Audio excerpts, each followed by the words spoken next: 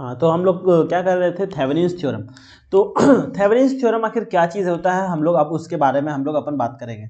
तो Thevenin's theorem क्या होता है, कोई भी कॉम्प्लेक्स सर्किट हो, ठीक है, कोई भी लीनियर, बायलैटरल, यूनिलैटरल, कोई सा भी हो, ठीक है, कॉम्प्लेक्स सर्किट हो, उस कॉम्प्लेक्स सर्किट को हम लोग बदल के एक सिंगल वोल्टेज, ठीक है, और एक सिंगल रेसिस्टेंस के टर्म में हम लोग बदल सकते हैं, ठीक है, और जिस टर्मिनल पे हमको निकालना रहे वोल्टेज उसको हम लोग सीरीज के साथ रख लेंगे, ठीक है। कहने का क्या मतलब है कि any linear bilateral two terminal network consist of source, जिसके पास सोर्स हो and resistance can be replaced by an equivalent circuit consisting of voltage source in series with resistance. मतलब है कि ये कोई मान लो क्या है, कॉम्प्लेक्स सर्किट है, ये कोई कॉम्प्लेक्स सर्किट है, तो हम क्या कर सकते हैं, इसको हम लोग बदल के एक नया चीज़ में रख सकते हैं, जिसको हम लोग क्या बोलेंगे, यानी कि एक नया सर्किट हम लोग इक्विवेलेंट सर्किट बना सकते हैं, जिसमें हम लोग वीटीएच को हम लोग सीरीज के साथ रखेंगे, सीरीज के साथ रखेंगे रेसिस्टेंस को, और जो हमारा जो आरटीएच निकलेगा उसको। मतलब है कि हम लोग इक्विवेलेंट सर्किट, जो हमारा वोल्टेज वीटीएच निकलेगा, यानी कि वीटीएच जो निकलेगा एंड आरटीएच जो निकलेगा, इन दोनों को हम लोग को सीरीज में रखना है, ये है। तो ठीक है, चलिए इस सबको समझने के लिए हम लोग एक क्वेश्चन बनाते हैं ताकि हम लोग को अच्छे से समझ में आ जाए, ठीक है। इन सारी चीज़ को मिटाते हैं, ठीक है। तो ये समझ में आ रहा है कि किसको बोलते हैं, थेवेनिन्स थ्योरम। थेवेनिन्स थ्योरम कहाँ पर लगता है और कैसे अप्लाई होता है। तो थेवेनिन्स थ्योरम मेनली जो है वो क्या चीज़ है, आप लोग को समझ में आ गया, यानी कि any linear bilateral two terminal network consist of क्या, सोर्स एंड रेसिस्टेंस, उसको बदल के हम लोग एक सिंगल इक्विवेलेंट सर्किट में बदल सकते हैं, जो क्या होगा, वोल्टेज सोर्स को सीरीज के साथ रखेगा रेसिस्टेंस में। तो चलिए एक क्वेश्चन बनाते हैं, ठीक है, तब वहां से हम लोग को अच्छे से क्लियर हो जाएगा। तो यहाँ पर है हमारा कोई सोर्स है, एक सोर्स है, और जिसके साथ एक रेसिस्टेंस है, ये हमारा कोई रेसिस्टेंस है, ठीक है, और फिर साथ में बीच में भी एक रेसिस्टेंस है, ठीक है, बीच में रेसिस्टेंस है और एक और रेसिस्टेंस है ऐसा कुछ, और यहां पर भी कोई एक रेसिस्टेंस है, ठीक है। सबका नाम क्या क्या है वो हम लिख लेते हैं। तो सबसे पहले ये है हमारा 8 ओम, ठीक है, ये क्या हमारा 8 ओम, और ये है हमारा 4 किलो ओम, ठीक है, और ये भी किलो में है, और ये जो है हमारा ये है 12 किलो ओम, और ये जो है 48, ये। तो हम लोग इसको क्या करेंगे, एक कॉम्प्लेक्स सर्किट है, इस कॉम्प्लेक्स सर्किट को हमको निकालना है, इस आर टर्मिनल के पास हम लोग को थेवेनिन करंट निकालना है, यानी कि वोल्टेज निकालना है, जो भी निकालना रहे, ठीक है। तो हम लोग इसका सबसे पहले नाम दे देते हैं, ये क्या होगा हमारा ए, ये होगा हमारा ए, और ये होगा हमारा बी। चलिए यहाँ पर हम लोग को निकालना है, तो हम लोग क्या करेंगे, इसमें हम लोग स्टेप क्या क्या मानेंगे, तो हम लोग जब थेवेनिन्स वोल्टेज निकालेंगे, जब हम लोग को निकालना रहेगा, यानी कि इसके बीच में निकालना रहेगा, तो इसको हम लोग यहाँ से हटा देंगे, इसको यहाँ से क्लियर कर देंगे, यानी कि इस वाले पूरे पार्ट को हटा देंगे। हटा के हम लोग क्या करेंगे, अप्लाई करेंगे। तो जब हम लोग करंट निकालेंगे तो हम लोग वोल्टेज सोर्स को क्या करते हैं, वोल्टेज को हम लोग शॉर्ट करते हैं, और करंट रहा तो करंट सोर्स, अगर करंट सोर्स रहा तो उसको हम लोग क्या कर सकते हैं, ओपन। करंट सोर्स जहां पर रहा तो उसको हम लोग ओपन कर देंगे, अगर वोल्टेज सोर्स रहा तो उसको शॉर्ट कर देंगे। तो हम लोग स्टेप बाय स्टेप सबसे पहले निकालते हैं, ठीक है। तो हम लोग को यहां पर निकालना है वीटीएच, यानी कि इसके बीच में हम लोग को क्या निकालना है, वीटीएच निकालना है, ठीक है। तो वीटीएच निकालने के लिए हम लोग क्या करेंगे, इस वाले पूरे पार्ट को हटा दिए, मतलब है कि यहां पर अब कुछ नहीं है। इसका कहने का मतलब है जैसे इसको हटाएं तो ए टर्मिनल और बी टर्मिनल के बीच में कोई भी चीज नहीं है। चलिए हम यहां पर से इसको हटा दिए। चलिए आइए अब क्या करेंगे, वोल्टेज निकालना है, तो यहां पर जो वोल्टेज होगा यहां पर भी वही वोल्टेज होगा, यानी कि ए यहां पर और ए बी यहां पर, यानी कि यहां पर वी ए और यहां पर सॉरी यहां पर ये बी है, तो यहां पर जो वोल्टेज होगा वहां पर भी वही वोल्टेज होगा। तो हम लोग कैसे निकालेंगे, तो हम लोग क्या करते हैं, केवीएल अभी पढ़े वो अप्लाई करते हैं। तो हम लोग मान के चलते हैं, जैसे कि मेष एनालिसिस में पढ़े थे, तो हम लोग करंट मान के चलते हैं कि इसमें करंट ऐसा मूव कर रहा है आई, ठीक है। और हम लोग अब अप्लाई करते हैं, तो जैसे हम लोग लगाएंगे यहां पर अप्लाइंग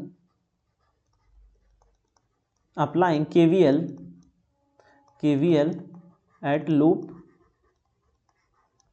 1, ठीक है, लूप में लगाएंगे। तो सबसे पहले यहां से निकले 48 पॉजिटिव टर्मिनल से, यहां पर माइनस क्या होगा, -12i, ठीक है, -12i। उसके बाद फिर क्या होगा भाई, यहाँ पर हमारा 4, यहाँ पर हमारा -4i, it will be equal to 0। इसको हम लोग सॉल्व करेंगे, सॉल्व करके हम लोग को क्या मिलेगा, इसको जैसे सॉल्व करेंगे 48 और ये हो जाएगा -16i, it will be equal to 0। यहाँ से i इज इक्वल टू क्या हो गया, यहाँ से i इज इक्वल टू हो गया 48 डिवाइडेड बाय 16 और ये कट के हो जाएगा 3, यानी कि हम लोग को i जो मिला है वो कितना है 3, सिर्फ हमको i मिला है। ठीक है, तो VTH क्या हो जाएगा भाई, VTH क्या होगा, VTH तो हमारा यही है, यानी कि A और B के जो बीच में वही है VTH, और यहाँ पर वही वोल्टेज होगा जो यहाँ पर वोल्टेज होगा। तो वोल्टेज ड्रॉप किसी भी कंडक्टर में, ओम्स लॉ क्या बताता है कि किसी भी कंडक्टर का वोल्टेज, तो V इक्वल टू क्या हो जाएगा IR। अभी हम लोगों ने निकाला कि इस रेसिस्टर में कितना करंट मूव कर रहा था I, तो I हम लोग का यहाँ पर हो जाएगा 3 और रेसिस्टेंस है हमारे पास 4, तो मतलब है कि VTH जो हमारा हो गया वो कितना हो गया 12 वोल्ट। कोई दिक्कत, ठीक है, 12 वोल्ट हो गया। अब हम लोग RTH निकालेंगे, RTH निकालेंगे तो हम लोग क्या करेंगे, वोल्टेज सोर्स को हम लोग शॉर्ट कर देंगे। जैसे वोल्टेज सोर्स को शॉर्ट करेंगे तो हम लोग को यहाँ पर RTH निकालने में आसानी होगा। तो चलिए हम लोग यहाँ पर क्या करते हैं, RTH निकालते हैं। आइए नेक्स्ट पार्ट में। तो यहाँ पर कैसा हमारा सर्किट बनेगा, और ये हम लोग यहाँ पर वोल्टेज था हम लोग शॉर्ट कर दिए, ठीक है, और यहाँ पर एक रेसिस्टेंस है, ठीक है, और यहाँ पर एक रेसिस्टेंस है, और यहाँ पर, तो ये वाला पार्ट तो ओपन है। चलिए ये वाला पार्ट तो ओपन है, A एंड B ये दोनों पार्ट क्या है हमारा भाई, ओपन है। ये हो गया हमारा 12 किलो ओम, ये है 8 किलो ओम और ये है हमारा 4 किलो ओम। तो हम लोग को यहाँ पर तो करंट मूव कर ही नहीं रहा है, कोई करंट मूव कर रहा है तो उसको तो हम लोग को जोड़ना नहीं है। तो हम लोग सबसे पहले क्या करते हैं, ये दोनों क्या है पैरेलल में, तो हम लोग इसको जोड़ेंगे, R इक्विवेलेंट निकालेंगे। तो 1/12 प्लस 1/4 इसको हम लोग सॉल्व करेंगे। तो जैसे इसको हम लोग सॉल्व करते हैं तो क्या मिलेगा, एलसीएम हो जाएगा 12 और इसको 12 यहाँ पर हो जाएगा 1 और इधर कितना हो जाएगा, 4 को कितना पड़ेगा 3 बार 3, तो ये हो गया हमारा 4 डिवाइडेड बाई 12 यानी कि 1/RTH। तो RTH इज इक्वल टू क्या हो गया, RTH इज इक्वल टू हो गया 12 डिवाइडेड बाई 4 और ये कट जाएगा तो कितना हो जाएगा 3।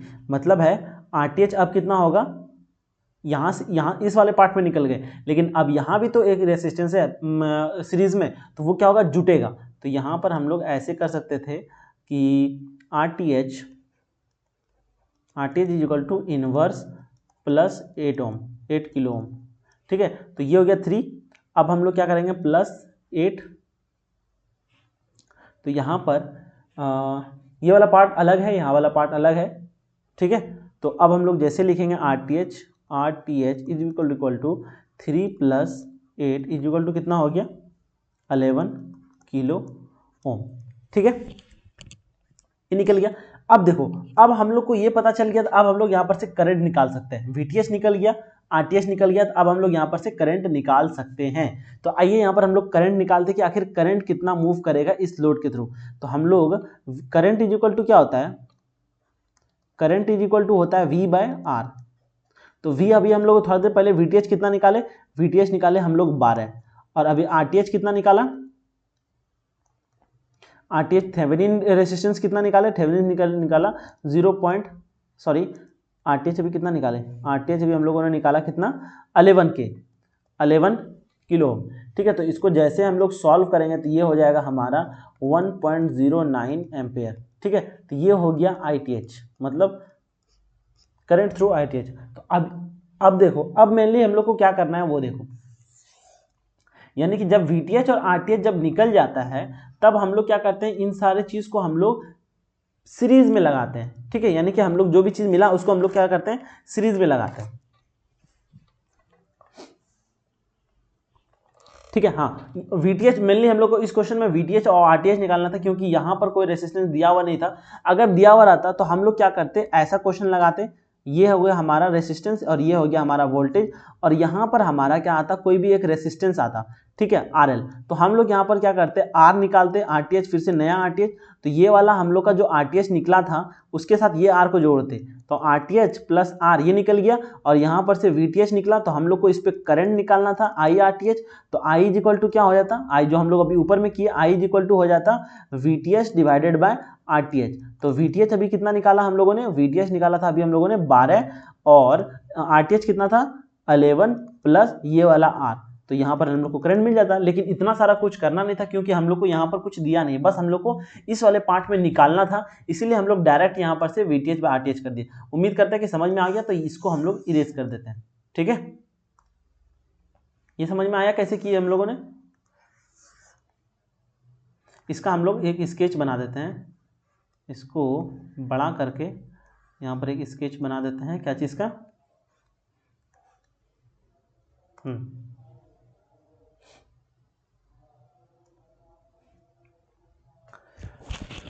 एक सेकेंड थोड़ा सा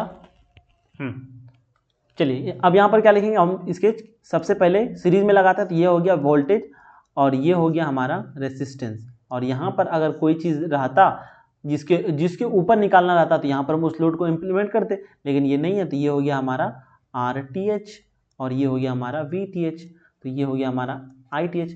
ठीक है, उम्मीद करते हैं समझ में आ गया होगा। तो चलिए अब आते हैं हम लोग नॉर्टन्स थ्योरम के ऊपर, वो क्या चीज़ है उसके ऊपर में हम लोग बात करते हैं। ठीक है,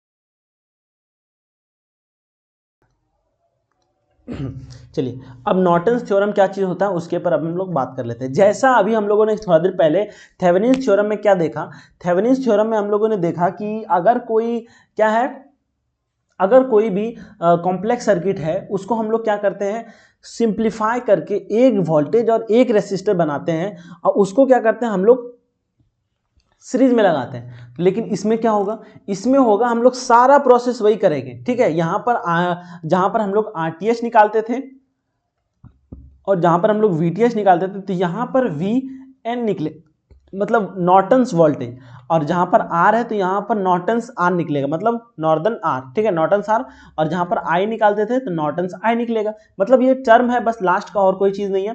लेकिन करना क्या रहता है, जैसे कि ये हमारा अगर कोई कॉम्प्लेक्स सर्किट है, ठीक है, ये हमारा कोई कॉम्प्लेक्स सर्किट है, तो इसको हम लोग को बदल के एक नया सर्किट में बनाना है जिसमें वोल्टेज रहेगा। ठीक है, वोल्टेज रहेगा और रेसिस्टेंस को हम लोग क्या करेंगे, पैरेलल लगा देंगे। ठीक है, रेसिस्टेंस को हम लोग पैरेलल लगाएंगे, तो यही बन जाता है हमारा नॉर्टन्स थ्योरम। तो नॉर्टन्स थ्योरम क्या कहता है, एनी लीनियर, ठीक है, any linear bilateral two terminal network consist of a source and resistance can be replaced by an equivalent circuit consist of a voltage source in parallel with the resistance. किसमें, in parallel with the resistance. तो चलिए ये तो term था जो बताया, अब हम लोग एक क्वेश्चन सॉल्व करके देखते हैं और उसके बेसिस पे हम लोग समझने का कोशिश करेंगे कि आखिर क्या हो रहा है। तो चलिए एक क्वेश्चन डिजाइन करते हैं, फिर हम लोग उसका सॉल्यूशन करेंगे। तो क्वेश्चन कह रहा है, क्वेश्चन कुछ ऐसा है, क्वेश्चन से ही समझ में आएगा ये सब। करंट निकालना है आपको RL की तरफ, मतलब find current eight load R, मतलब RL के ऊपर आप लोग को करंट निकालना है, और RL हमारा कितना है 1.5 ओम। ठीक है, तो इसका क्वेश्चन जो है, सर्किट जो डायग्राम है वो होगा ऐसा कुछ। यहाँ पर लगा देते हैं वोल्टेज सोर्स, ठीक है, और यहाँ पर हो जाएगा एक रेसिस्टर। ठीक है, और यहाँ पर भी एक हम लोग रेसिस्टर लगाते हैं, और यहाँ पर भी एक ऐसा रेसिस्टर हम लोग ऐसे लगा देते हैं। ठीक है, चलिए ये कितना है, RL है जो कितना 1.5 ओम के बराबर है, और ये है हमारा 3 ओम, और ये है हमारा कितना 6 ओम, और ये कितना भाई 3 ओम। ठीक है, सॉरी 3 ओम नहीं, ये है हमारा 2 ओम, ये हमारा 2 ओम, और ये जो हमारा है 12 वोल्ट। तो हम लोग इसमें क्या करते हैं, सेम वही चीज़, वोल्टेज को हम लोग को शॉर्ट करना है, करंट को हम लोग को ओपन करना है। ठीक है, तो लेकिन हम लोग नॉर्टन्स थ्योरम में हम लोग क्या करेंगे, सबसे पहले क्या करेंगे, ये वाला जो पार्ट है, जो रेसिस्टर पे हमको निकालना है, नॉर्टन्स में क्या ध्यान रखना है, जिस पे निकालना है उसको हम लोग को शॉर्ट कर देना है। तो सबसे पहला काम नोट हम लोग क्या करेंगे, हम लोग नोट करते हैं, नोट क्या करना है इसमें, शॉर्ट किसको करना है, RL, ठीक है, RL को क्या करना है, हमको शॉर्ट करना है। तो इसको जैसे हम लोग शॉर्ट करेंगे तो मतलब है कि यहाँ पर से एक करंट आ जाएगा ऐसा, मतलब एक वायर ऐसे जुट जाएगा, ठीक है, यहाँ से एक वायर ऐसे सीधा जुटेगा, इस वायर से भी इसको कोई लेना देना नहीं। अब हम लोग इसमें क्या करते हैं, करंट निकालते हैं, इसमें अब हम लोग करंट निकालते हैं। तो करंट निकालने के लिए वही जो चीज़ हम लोग पुराना अपनाते थे, मैश एनालिसिस लगाएंगे। तो हम लोग क्या करते हैं, मान लेते हैं कि इसमें कोई करंट मूव कर रहा है और इसमें भी कोई करंट मूव कर रहा है, इसमें हम लोग का I1 करंट है और इसमें हमारा I2 करंट है, ठीक है। तो अब हम लोग क्या करते हैं, अप्लाइंग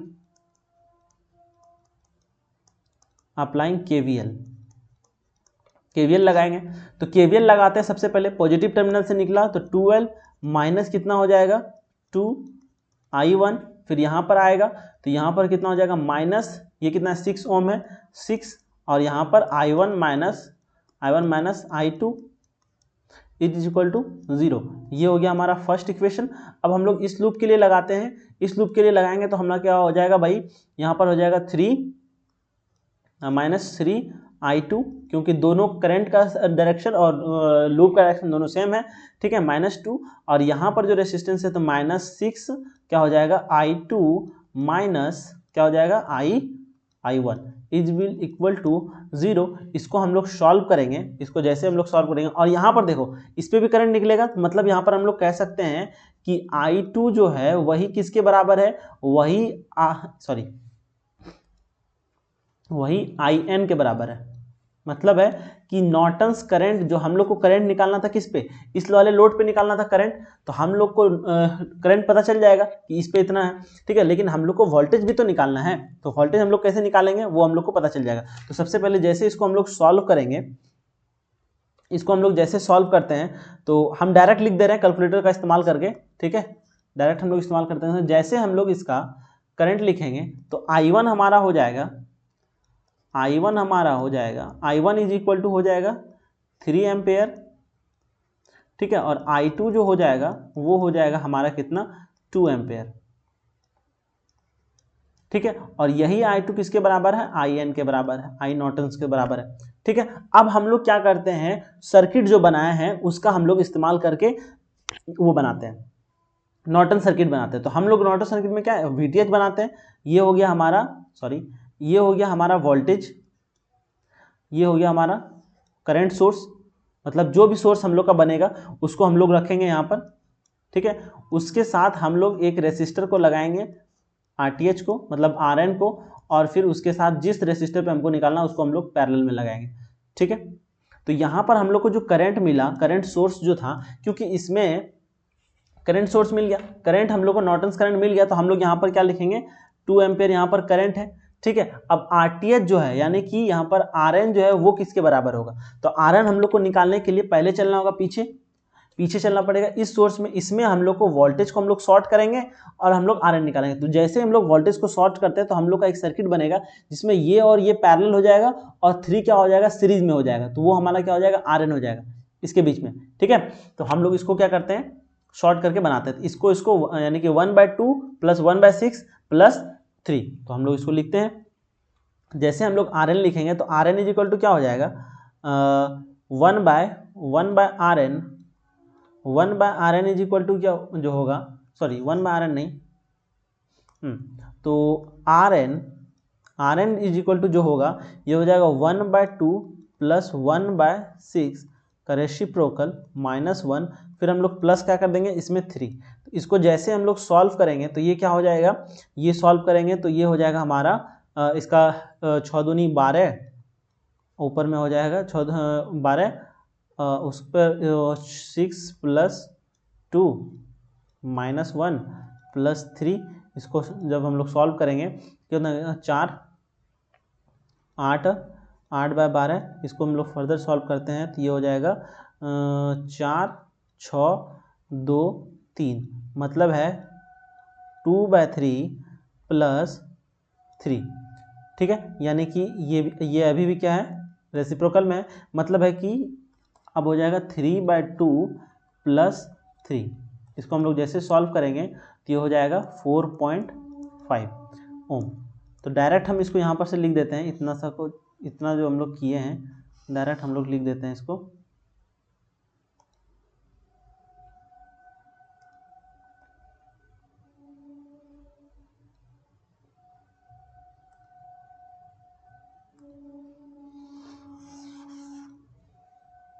इसको मिटा देते हैं पूरा, ठीक है। तो R N is equal to क्या हो जाएगा, R N is equal to हो जाएगा जो हम लिखते हैं डायरेक्ट 1/2 + 1/6 का reciprocal -1 + 3 it will equal to 4.5 ohm. मतलब यहाँ पर से हम लोग को आर एन भी मिल गया और यहाँ पर आर एल कितना है भाई, आर एल है हमारा 1.5, ठीक है। आर एल हमारा 1.5 है। अब चलिए, अब हम लोग जो सिंपल जो सर्किट हम लोग को बनता है वहाँ से हम लोग को वोल्टेज मिल जाएगा, यानी कि वी एन क्या होगा भाई, वी एन होगा हमारा, चलिए वी एन जो होगा वो क्या होगा, तो वी एन जो होगा V इज इक्वल टू क्या होता है आई आर, जिसमें हम लोग को मतलब आई एन और आर एन रखना पड़ेगा। तो आई तो हमारा क्या है, आई हम लोग को पता है, तो आई हो गया हमारा 2 और आर एन क्या होगा, आर एन हमारा यहाँ पर ये दोनों तो पैरेलल में है, ये दोनों जुटेगा तो मतलब है यहाँ पर कि 1/1.5 प्लस क्या हो जाएगा 1/4.5, ये दोनों का रेसिप्रोकल होगा तब इनटू होगा, ठीक है। तो इसको जैसे रेसिप्रोकल करेंगे, इसको जैसे सॉल्व करेंगे तो ये कितना हो जाएगा 2.25 वोल्ट, ये कितना निकल गया वी एन, ठीक है। अब समझ में आया, अब समझ में आया कि कैसे कितना हुआ।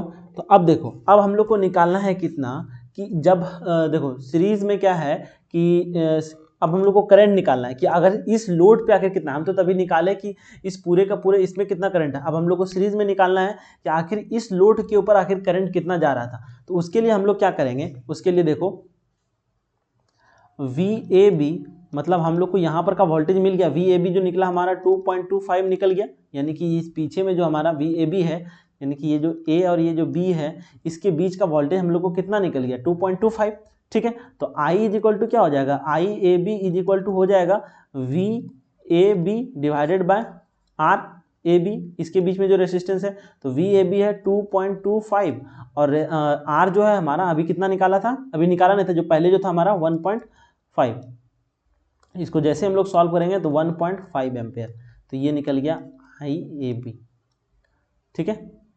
ये हो गया हमारा आंसर। नहीं समझ में आया अगर कोई चीज़ तो अभी हम लोग फिर रिकॉल कर देते हैं। क्या रिकॉल है, देखो नॉर्टन्स थ्योरम में क्या करते हैं हम लोग, जैसे हम लोग VTH और RTH निकालते थे वैसे ही इसमें RN निकालेंगे, IRN निकालेंगे, मतलब सारा जहाँ पर RTH VTH था वहाँ पर N के टर्म में होगा, नॉर्टन्स के टर्म में। तो सबसे पहले हम लोग क्या करते हैं, इस पूरे सर्किट में कितना करंट मूव कर रहा है हम लोग को वो निकालते हैं, क्योंकि हमको इसके ऊपर पूछा है RL के ऊपर कितना करंट होगा, तो हम लोग इसको हटा देते हैं, एक शॉर्ट सर्किट कर देते हैं, ठीक है, करंट जोड़ दिए।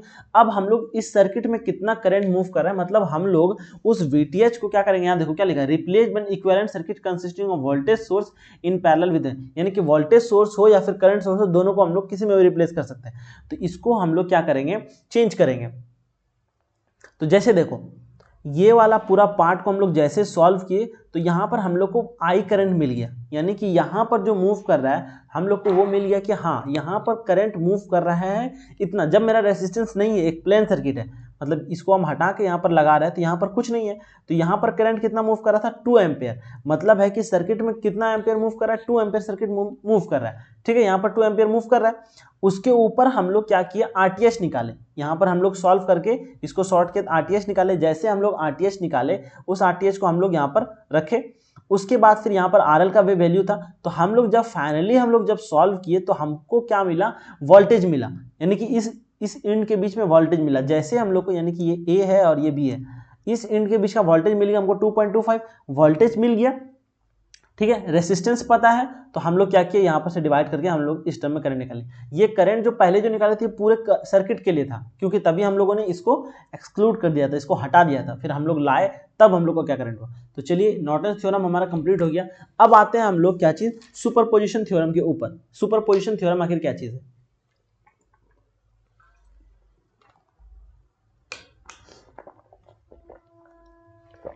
ठीक है। सुपरपोजिशन थ्योरम क्या कहता है उसके ऊपर हम लोग अब बात करते हैं। सुपरपोजिशन थ्योरम कहता है कि सुपरपोजिशन थ्योरम स्टेट दैट, क्या कहता है, कहता है state that the following any linear and bilateral network और circuit having multiple independent source, मतलब बहुत सारे इंडिपेंडेंट सोर्स है जो किसी भी फैक्टर पर डिपेंड नहीं करता है।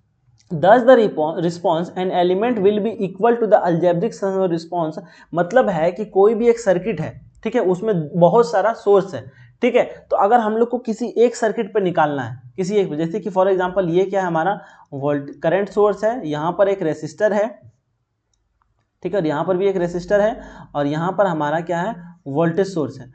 तो अगर हम लोग को इस पर करंट निकालना है, ठीक है, तो वो क्या होगा, यानी कि इस सर्किट पर हम लोग को अगर करंट निकालना है तो वो कितना होगा, तो वो होगा अगर हम लोग इसको ऑफ करके इसका इफेक्ट का करंट निकाल दें, फिर इसको ऑफ करके इसका ऊपर करंट निकाल दें, तब जो होगा यहाँ पर क्या होगा, अलजेब्रिक सन, यानी कि I1 + I2 = I, मतलब यही होता है सुपरपोजिशन थ्योरम। इधर से भी करंट निकाले, इधर से भी करंट निकाले, यानी कि एक को रखो, एक को ऑफ करो, करंट निकालो, फिर एक को रखो, एक को ऑफ करो, करंट निकालो, और उसको फाइनली सॉल्व कर दो। तो इसको समझने के लिए हम लोग क्या करेंगे, एक फिर से क्वेश्चन करेंगे, ठीक है, ताकि समझने में आसानी हो। तो सबसे पहले एक सर्किट बनाते हैं।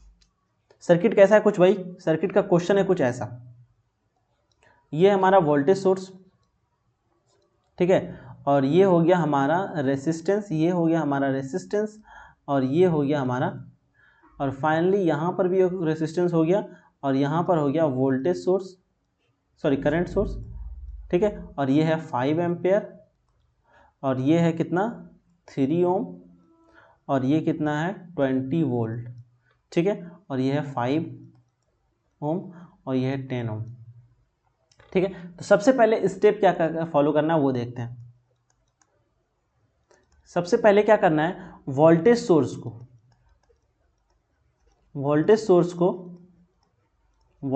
को हम लोग को क्या करना है, शॉर्ट कर देना है, ठीक है। उसके बाद करंट सोर्स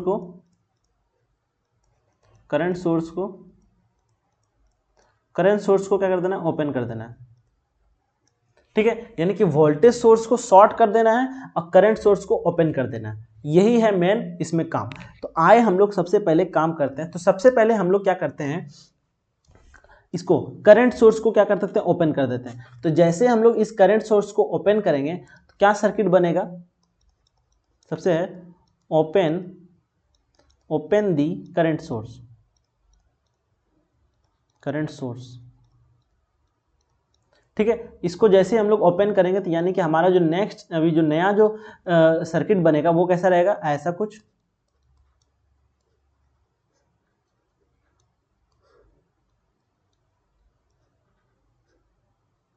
ठीक है, ऐसा कुछ रहेगा। ये हो गया हमारा 20 वोल्ट, और ये हो गया हमारा 3 ओम, और मेनली हम लोग को किस पे 3 ओम पर करंट निकालना है, यहां पर करंट निकालना है, करंट एट 3 ओम, ये है हमारा क्वेश्चन, ठीक है। तो यहां पर, और ये हमारा कितना था 10 ओम, और ये था 5 ओम, ठीक है। चलिए, ये था क्वेश्चन। तो अब हम लोग क्या करेंगे, तो सबसे पहला काम, हम लोग वोल्टेज दिया हुआ है, यहाँ पर जब करंट जा ही नहीं रहा है, इधर जब ओपन है तो उधर तो करंट जाना से रहा, यानी कि इसमें तो करंट नहीं जाएगा, जो भी करंट है इसी में है, तो यानी कि यहाँ पर I जो होगा, I = कितना होगा, I = V/R, ठीक है। तो V हमारा कितना है 20, R हमारा क्या होगा, ये दोनों जुड़ जाएगा, 5 + 3 यानी कि 8, यानी कि 20 / 8 it is will equal to कितना हो जाएगा, इसको जैसे सॉल्व करेगा 2.5 एम्पेयर, ठीक है। समझ में आ गया ये कैसे हुआ। इसको हम लोग थोड़ा सा शिफ्ट कर देते हैं इधर, छोटा करके,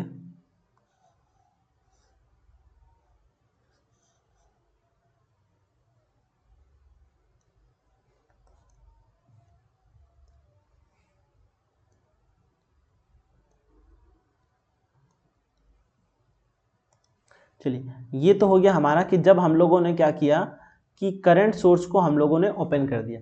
नेक्स्ट स्टेप हम लोग का क्या होगा, नेक्स्ट स्टेप होगा कि हम लोग क्या करेंगे, वोल्टेज सोर्स को शॉर्ट कर देंगे। तो नेक्स्ट हम लोग क्या करते हैं, वोल्टेज सोर्स को हम लोग शॉर्ट कर देते हैं। तो क्वेश्चन ये रहेगा, शॉर्ट शॉर्ट दी वोल्टेज सोर्स, ठीक है। मतलब यहां से करंट तो हम लोग को पता चल गया कि I1 जो है, मतलब एक साइड से जो करंट निकल रहा है, इस साइड से जो करंट है, मतलब इसको अगर हटा देंगे तो इसके वजह से कितना करंट इफेक्ट दिख रहा है, वो है 2.5 ओम। अब हम लोग क्या करते हैं, इसको तो रखते हैं, ठीक है, इसको क्या कर देते हैं हम लोग, प्लेन कर देते हैं। तो अब हम लोग देखेंगे इसके वजह से कितना इफेक्ट है। अभी तो हम लोग इसको हटा दिए थे, तो इसको हटाने की वजह से हम लोग को इसके वजह से इफेक्ट दिखा। अब हम लोग इसको रखेंगे और इसको हटा देंगे तो हम लोग को इसके वजह से कितना करंट निकल जाएगा वो पता चल जाएगा, ठीक है। तो पॉजिटिव में है, मतलब करंट का डायरेक्शन हमारा ठीक है। चलिए अब हम लोग वोल्टेज सोर्स की वजह से निकाल रहे हैं, तो इसका भी हम लोग एक डायग्राम बना लेते हैं साइड में। तो इसका जैसे डायग्राम बनाएंगे तो ये हो गया हमारा प्लेन, ये हो गया हमारा रेसिस्टर, ये हो गया हमारा एक रेसिस्टर, और ये हो गया इधर से मैच, और इधर और यहाँ पर भी एक रेसिस्टर। ये है 10 ओम का, 10 ओम, और ये है 3 ओम, और ये है 5 ओम, ठीक है। और यहाँ पर कुछ नहीं है, यहाँ पर हम लोग शॉर्ट कर दिए। जैसे शॉर्ट किए तो अब हम लोग को सबसे पहले क्या निकालना पड़ेगा, RTH निकालना पड़ेगा। वोल्टेज तो हम लोग को पता नहीं है, वोल्टेज तो कुछ है ही नहीं यहाँ पर, तो यहाँ पर सिर्फ करंट है 5 एम्पेयर का। तो हम लोग यहाँ पर क्या करेंगे, RTH निकालते हैं। किसके किसके बीच में, यहाँ पर जो हमको यहाँ पर करंट निकालना, तो मतलब इसके और इसके बीच का हमको RTH निकालना पड़ेगा। वो RTH कैसे निकलेगा, उस RTH को निकालने के लिए हम लोग क्या करेंगे, इसको ये और ये क्या है, पैरेलल में, यानी कि इसके बीच का हम लोग को रेसिस्टेंस निकालना है। तो यानी कि इस टर्मिनल और इस टर्मिनल के बीच में अगर हमको रेसिस्टेंस निकालना है तो इसका मतलब क्या हो जाएगा, ये दोनों पैरेलल में है, तो मतलब है RTH इज इक्वल टू क्या हो जाएगा, RTH, हम अगर V पता चल जाए इसके बीच में तो V डिवाइडेड बाय R हम लोग को करंट मिल जाएगा। तो लेकिन V निकालने के लिए पहले हम लोग को R निकालना पड़ेगा। तो R हम लोग को यहाँ निकालेगा तो 1/5 प्लस 1/3, ठीक है। इसको हम लोग को जोड़ दिए, ठीक है। उसको हम लोग को जैसे ही जोड़े, ठीक है, हाँ कहाँ गया, हाँ चलिए ठीक है। जैसे इसको जोड़ेंगे तो हमारा ये क्या हो जाएगा, इसको जैसे हम लोग को जोड़ेंगे तो यहाँ पर हो जाएगा 1.875 ओम, इतना निकल गया। चलिए अब हम लोग के पास RTH है, ठीक है, लेकिन VTH नहीं है, ठीक है। हम लोग के पास क्या है, हम लोग के पास RTH तो पता चल गया कि RTH चले 1.87 है, लेकिन VTH नहीं है। लेकिन VTH हम लोग निकाल सकते हैं कैसे, क्योंकि यहाँ पर करंट देखो क्या है, 5 एम्पेयर मूव कर रहा है। इसके और इसके बीच का हम लोग इक्विवेलेंट रेजिस्टेंस निकाले, यानी कि यहाँ और यहाँ के बीच का इक्विवेलेंट रेजिस्टेंस निकाले, तो वो निकला इतना, और करंट मूव कर रहा है भाई यहाँ से 5 एम्पेयर, ठीक है। तो हम लोग यहाँ पर से VTH अगर निकालेंगे, VTH इज इक्वल टू क्या हो जाएगा, IRTH। तो I हमारा कितना है 5, और करंट हमारा कितना है, ये रेजिस्टेंस कितना 1.875। इसको जैसे हम लोग सॉल्व करेंगे तो ये निकल जाएगा कितना 9.375, ठीक है। चलिए ये तो निकल गया। अब देखो हमारे पास वोल्टेज आ गया, यानी कि इसके बीच का वोल्टेज निकल गया। तो अगर हम लोग को I निकालना रहेगा, यानी कि I इज इक्वल टू क्या हो जाएगा, I is equal to VTH by R। VTH है हमारा 9.375 डिवाइडेड बाय 3। इसको जैसे हम लोग किए तो यहाँ पर से हम लोग का करंट का वैल्यू निकल गया 3.125। कोई दिक्कत, चलिए कोई दिक्कत नहीं, यानी कि हम लोग का करंट निकल गया भाई।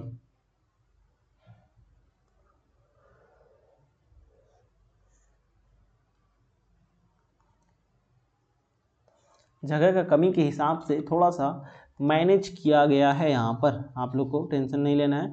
नोट्स में आप लोग को क्लियरली सारा चीज़ दिखेगा, ठीक है। तो क्या क्या था हम फिर से मेंशन कर देते हैं। यहाँ पर 5 एम्पेयर था और यहाँ पर एक रेसिस्टेंस था जो 10 ओम का था, ठीक है।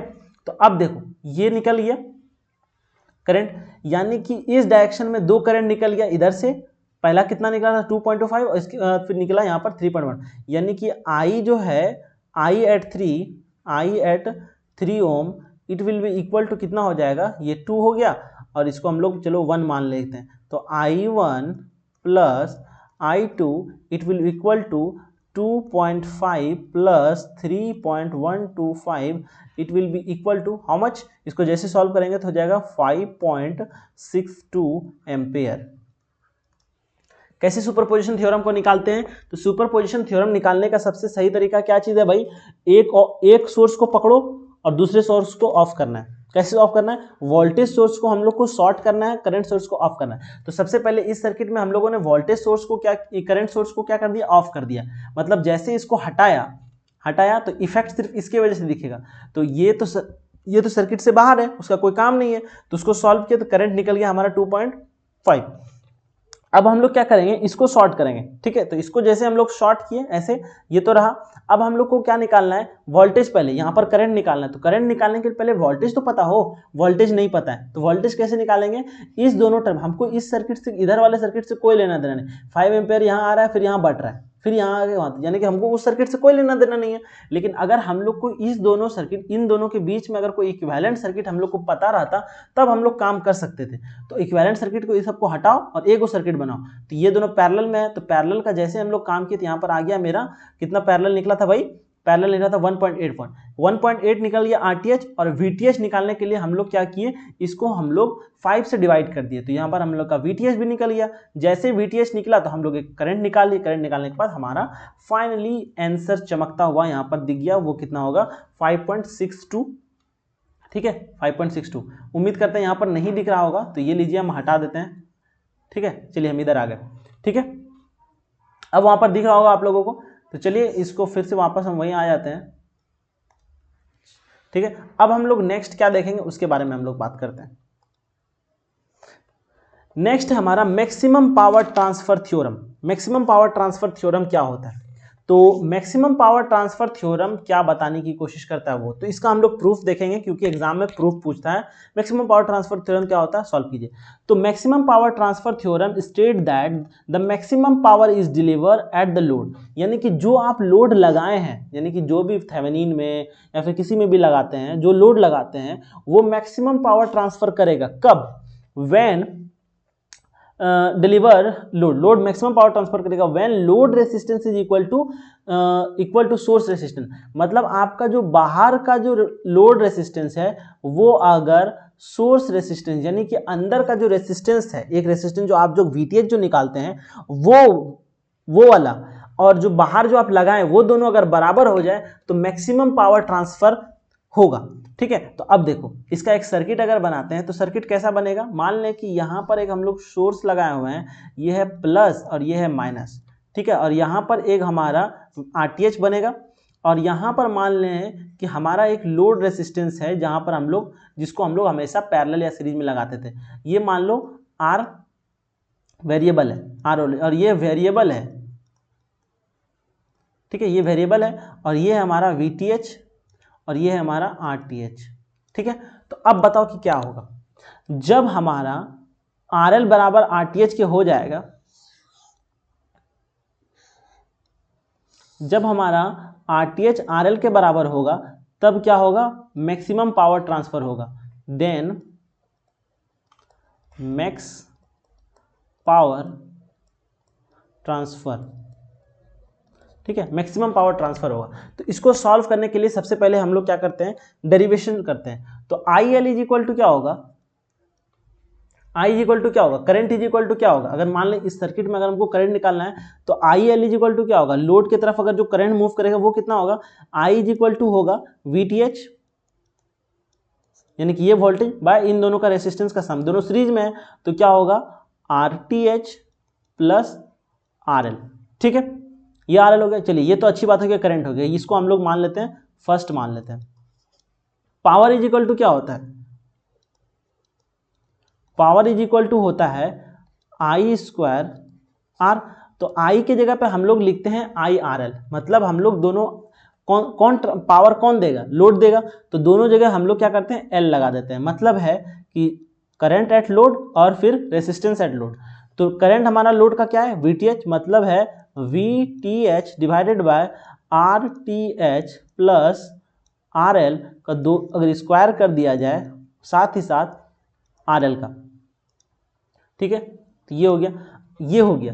अब हम लोग मैथ में पढ़े हैं कि जब कभी भी मैक्सिमा निकालना रहे या मिनिमा निकालना रहे तो हम लोग क्या करते हैं, डिफरेंशिएट करते हैं, और फर्स्ट डिफरेंशिएशन निकालने के बाद उसको हम लोग 0 पुट कर देते हैं तो वो हम लोग को मैक्सिमा देता है, ठीक है। तो हम लोग क्या करते हैं, इसी को डिफरेंशिएट कर देते हैं,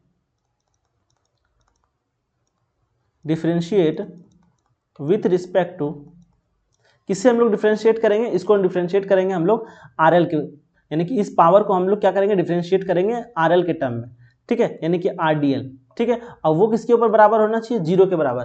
तो जैसे इसको हम लोग डिफ्रेंशिएट करेंगे, जैसे इस वाले पूरे पार्ट को हम लोग डिफ्रेंशिएट करेंगे, तो हमारा वैल्यू क्या होगा, RTH प्लस RL, ठीक है, और R नहीं, VTH का square divided by RTH plus RL, ठीक है, माइनस 2RL, ठीक है। It will be equal to कितना हो जाएगा, 0। पक्की बात। अब इस वाले पूरे का पूरे पोर्शन को उठा के उस साइड लेके चले जाओ, तो जैसे 0 ले जाओगे तो क्या हो जाएगा, RTH plus RL, it will be equal to 0, ठीक है। यहां तक समझ गए, इसको हम लोग हाईलाइट कर देते हैं, ठीक है। अब हम लोग चलते हैं नेक्स्ट पेज में। तो क्या हुआ था मेरा RTH plus RL, it will be equal to 0। यहां से पता चला RTH is equal to RL, मतलब मैक्सिमम पावर ट्रांसफर तभी होगा जब RTH RL के बराबर होगा। ये तो हो गया, ठीक है। अब हम लोग को मैक्सिमम पावर भी तो निकालना है, तो power P is equal to क्या था, P max is equal to क्या था हमारा, जो पहले जो लिखे थे इक्वेशन 1 से, तो वो क्या था, VTH divided by RTH plus RL, ठीक है। इसका हम लोग क्या किए थे, I स्क्वायर RL, तो यहाँ पर क्या होगा, RL। अब हम लोग क्या करते हैं, जहां पर हमारा क्या है, RTH है, वहां पर L लिख सकते हैं क्योंकि दोनों बराबर है। तो यहां पर हम लोग क्या करेंगे, VTH का स्क्वायर डिवाइडेड बाय ये जो पार्ट है, तो ये हो जाएगा RL प्लस RL, ठीक है, और इसके ऊपर हो जाएगा स्क्वायर, ये दोनों जुटेगा, जुट के क्या बनेगा, RL VTH का स्क्वायर, और ये जैसे जुटेगा तो 2 हो जाएगा, 2 का स्क्वायर 4, यानी कि RL, यानी कि 4RL, और यहाँ पर भी RL। तो यहाँ से एक RL कटा और यहाँ से भी एक RL कट गया, ठीक है। अगर यहाँ पर कटा हुआ नहीं दिख रहा, चलिए इसको काट देते हैं, यहाँ से ये कटा, यहाँ से कटा, समझ में आया यहाँ पर कैसे हुआ। देखो ये 2 और 2 मिलके कितना होगा, 2 हो गया, 2 का स्क्वायर करेंगे तो कितना हो जाएगा, तो 4 हो जाएगा, लेकिन L जो है ये भी तो स्क्वायर होगा, तो RL स्क्वायर, यहाँ से एक R और एक R कट गया, यानी कि फाइनली यहाँ पर कितना बचा, VTH का square divided by 4RL, it is equal to हो गया P मैक्स, ठीक है।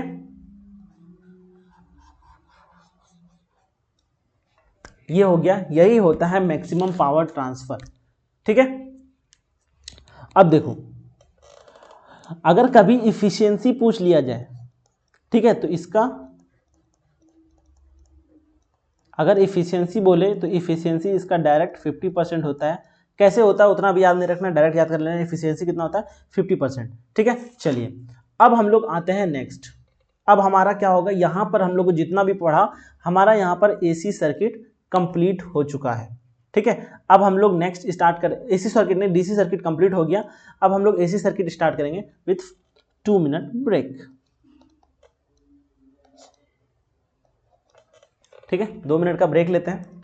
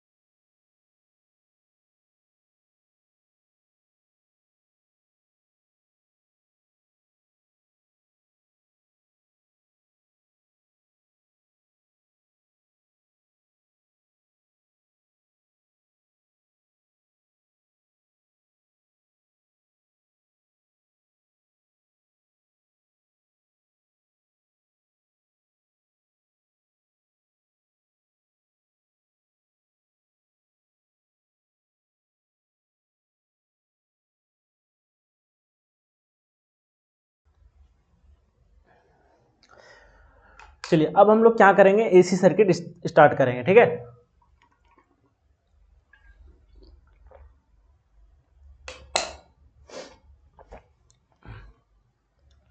एसी सर्किट क्या होता है, सबसे पहले यहां से स्टार्ट करते हैं। एसी डीसी में क्या होता था, डीसी और एसी में मेन डिफरेंस, तो डीसी सर्किट में होता है जो पावर है, जो वोल्टेज होता है, वो हमेशा अपना डायरेक्शन चेंज नहीं करते, ठीक है। अगर किसी पॉजिटिव डायरेक्शन में है यानी कि पॉजिटिव में है तो वो पॉजिटिव है, निगेटिव नहीं। लेकिन एसी में क्या होता है, वो अपना हमेशा चेंज करता है, कुछ देर पॉजिटिव में फिर कुछ देर निगेटिव में। इसीलिए ये क्या करता है, जो भी हमारा एसी सर्किट है वो क्या करता है, साइनोसाइडली यानी कि साइनोसाइडल वेव के फॉर्म में उसका करंट या फिर वोल्टेज हमेशा चेंज होते रहता है, ठीक है। या फिर कभी कभी करंट और वोल्टेज अलग अलग फेज में भी रहता है। फेज क्या चीज़ होता है वो हम लोग जब आगे पढ़ेंगे तो हम लोग फेज के बारे में भी बात करेंगे कि आखिर फेज क्या होता है, हम लोग फेज के बारे में भी आगे चल के उसके बारे में भी हम लोग बात करेंगे, ठीक है। तो चलिए हम लोग अब बात करते हैं साइनोसाइडल वेव आखिर होता क्या है, ठीक है। तो साइनोसाइडल वेव, अगर हम लोग साइनोसाइडल वेव के बारे में अगर हम लोग अपन बात करते हैं तो साइनोसाइडल वेव का इक्वेशन क्या होता है, V इज इक्वल टू, अगर हम लोग वोल्टेज के बारे में लिखेंगे तो V इज इक्वल टू होता है Vm साइन ओमेगा टी, ठीक है।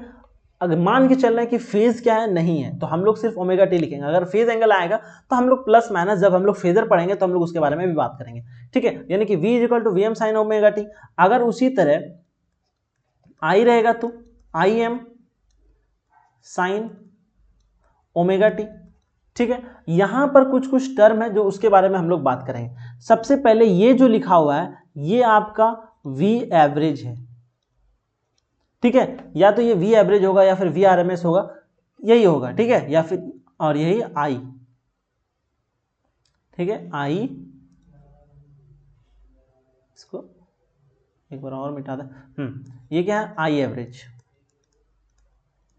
ठीक है। और यहां पर जो है ये Vm जो है ये क्या है भाई, ये हमारा एम्पलीट्यूड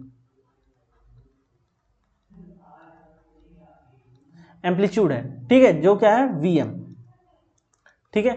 और ये जो है हमारा ये क्या है, एंगुलर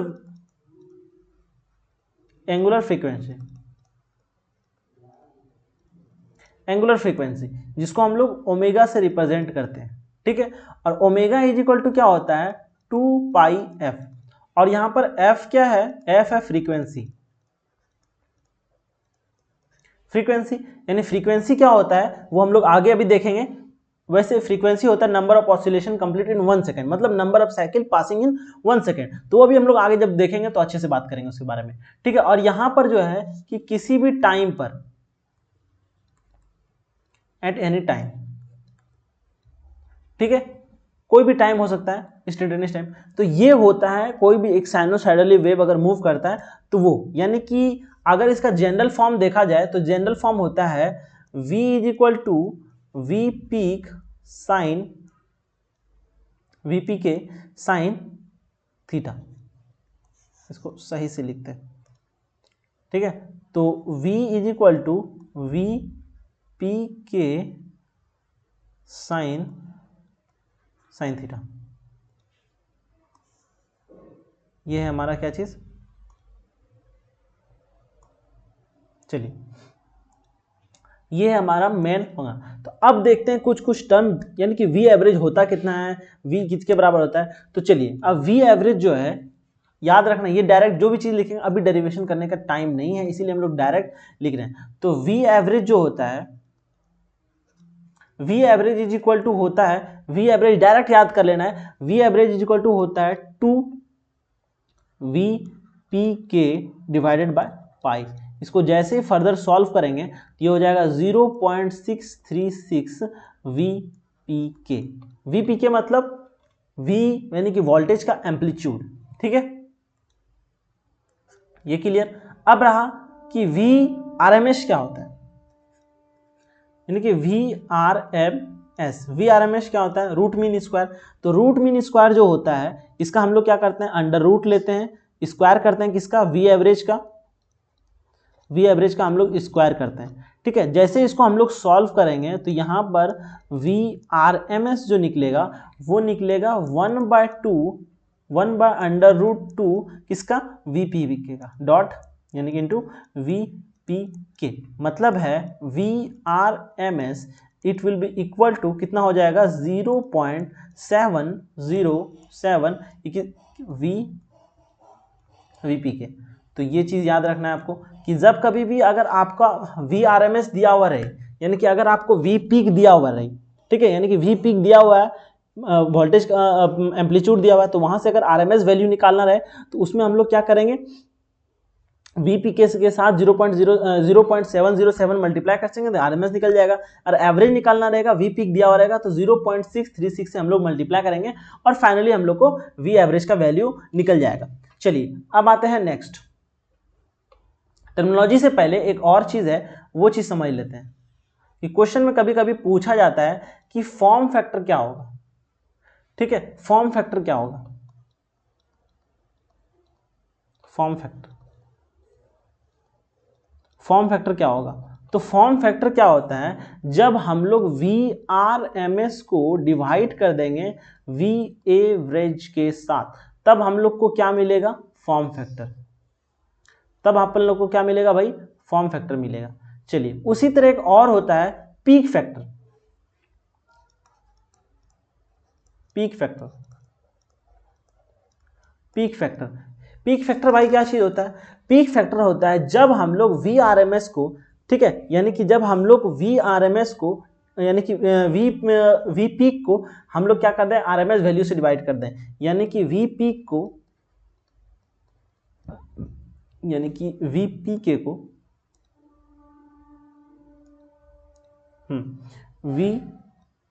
वी पीक को जब हम लोग वी आर एम एस से डिवाइड कर देंगे तब हम लोग को जो मिलेगा उसको हम लोग क्या बोलते हैं, उसको हम लोग बोलते हैं पीक फैक्टर। ये क्वेश्चन में निकालने को रहता है, ठीक है, तो इसीलिए पहले ध्यान में रखना है कि वी पीक क्या होता है और वी आर एम एस क्या होता है। ठीक है, तो चलिए अब हम लोग कुछ टर्मिनोलॉजी के ऊपर बात करते हैं। ये था हमारा क्या क्या टर्मिनोलॉजी है, जैसे फॉर एग्जांपल है, अभी हम लोग थोड़ी देर बाद बात किए थे किसके बारे में, फ्रीक्वेंसी क्या चीज होता है। तो क्या क्या चीज, जैसे इंस्टेंटेनियस वैल्यू क्या होता है, इंस्टेंटेनियस वैल्यू क्या होता है, किसी का भी करंट का पूछ लेगा, ठीक है, इंस्टेंटेनियस वैल्यू। उसके साइकिल क्या होता है, ठीक है, उसके बाद फिर टाइम पीरियड क्या होता है, टाइम पीरियड क्या होता है, उसके बाद फ्रीक्वेंसी क्या होगा, फ्रीक्वेंसी क्या होता है, एम्पलीट्यूड क्या होता है, ठीक है, एम्पलीट्यूड, ये सारा चीज। अगर हम लोग यहां पर क्या करते हैं, एक साइनोसाइडल वेव बनाते हैं और इसी के हिसाब से हम लोग अभी सारा चीज देख लेंगे इसको।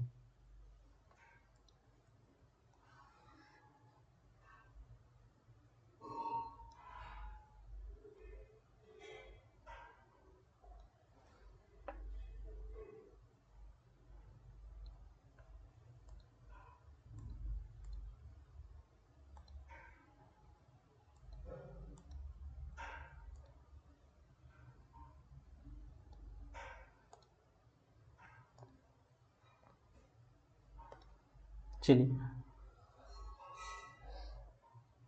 ठीक है, चलिए ये जो है, अब यहां पर हम लोग एक एक चीज को मार्क करेंगे। इंस्टेंटेनियस वैल्यू क्या होगा, इंस्टेंटेनियस वैल्यू होता है किसी भी एक इंस्टेंट पे हमको आपको वैल्यू निकालना रहेगा, तो वो हो गया इंस्टेंटेनियस वैल्यू। जैसे कि कोई इक्वेशन दिया हुआ है, उस पर इतना टाइम पे निकालना है, तो वो तो हम लोग जब क्लास में करेंगे, तो वो तो मतलब इंस्टेंटेनियस वैल्यू मतलब किसी भी टाइम पर एग्जैक्ट, ऐसा नहीं कि यहां से लेके वहां तक, किसी भी एक टाइम पर, मतलब ये नहीं है कि यहां से लेके यहां तक टाइम इज इक्वल टू 4, नहीं, किसी एक इंस्टेंट पर आपको वैल्यू निकालना, तो उसको क्या बोलते हैं, इंस्टेंटेनियस वैल्यू।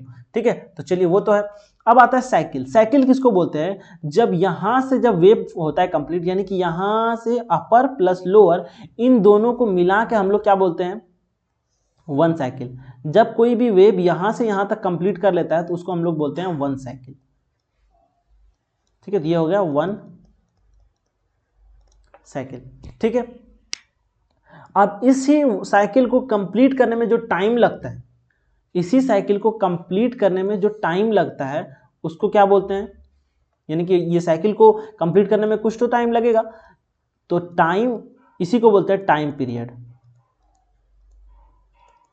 ठीक है, यानी कि बड़ा टी। ठीक है, अब देखो यहां पर है मैक्सिमम वैल्यू, इसको हम लोग क्या बोलते हैं, इसको हम लोग बोलते हैं एम्पलीट्यूड। इसको क्या बोलते हैं भाई? इसको बोलते हैं हम लोग एम्पलीट्यूड। ये क्या है हमारा? एम्पलीट्यूड। एम्पलीट्यूड, ठीक है, एम्पलीट्यूड हो गया। अब रहा बात, साइकिल क्लियर हो गया, टाइम पीरियड क्लियर हो गया, एम्पलीट्यूड क्लियर। अब रहा फ्रीक्वेंसी। फ्रीक्वेंसी किसको बोलते हैं? जब यही वेव यानी कि number of cycle complete in 1 second, मतलब 1 सेकेंड में कितना साइकिल कंप्लीट हो रहा है, ठीक है, तो यानी कि फ्रीक्वेंसी को क्या बोलते हैं? Number of cycle complete in 1 second, ठीक है, उसी को क्या बोलते हैं? फ्रीक्वेंसी, ठीक है। और फ्रीक्वेंसी इज इक्वल टू क्या होता है? फ्रीक्वेंसी इज इक्वल टू, नहीं फ्रीक्वेंसी नहीं, एंगुलर फ्रीक्वेंसी। अभी थोड़ी देर पहले हम लोग बात किए थे एंगुलर फ्रीक्वेंसी, जिसको हम लोग ओमेगा बोलते हैं। ये किसको बोलते हैं? 2πf। एंगुलर फ्रीक्वेंसी को हम लोग क्या बोलते हैं? 2πf।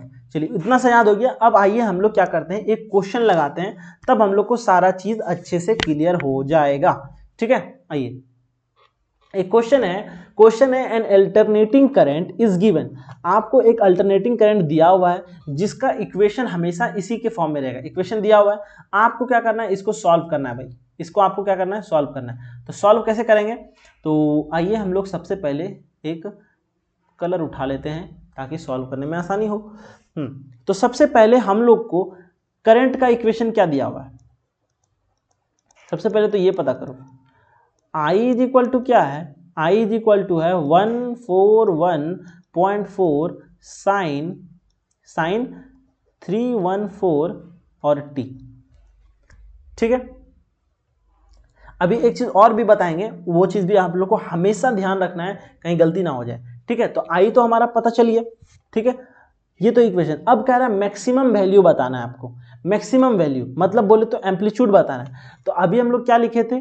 इसका सिंपल अगर इक्वेशन लिखेंगे तो I is equal to I M sine omega T. अगर हम कंपेयर करेंगे तो आई एम मतलब मैक्सिमम करंट, तो ये क्या है? 1 पॉइंट, यानी कि आई मैक्स जो है वो तो डायरेक्ट दिख रहा है, क्या है? 141.4 एम्पेयर। इतना सिंपल है एसी सर्किट, ठीक है। बस हल्ला है कि काफी भारी, ठीक है, बस इतना ही हल्का है। अब रहा फ्रीक्वेंसी। फ्रीक्वेंसी हम लोग को निकालना है। फ्रीक्वेंसी क्या होगा? तो फ्रीक्वेंसी कैसे निकलेगा अभी हम बताएं। इसको क्या बोलते हैं? Angular frequency. तो ओमेगा इज इक्वल टू क्या होता है? ओमेगा इज इक्वल टू होता है 2πf, ठीक है। और इस एफ को क्या बोलते हैं? फ्रीक्वेंसी। यही तो निकालना है। तो फ्रीक्वेंसी इज इक्वल टू क्या हो जाएगा भाई? फ्रीक्वेंसी हो जाएगा ओमेगा अपॉन 2π।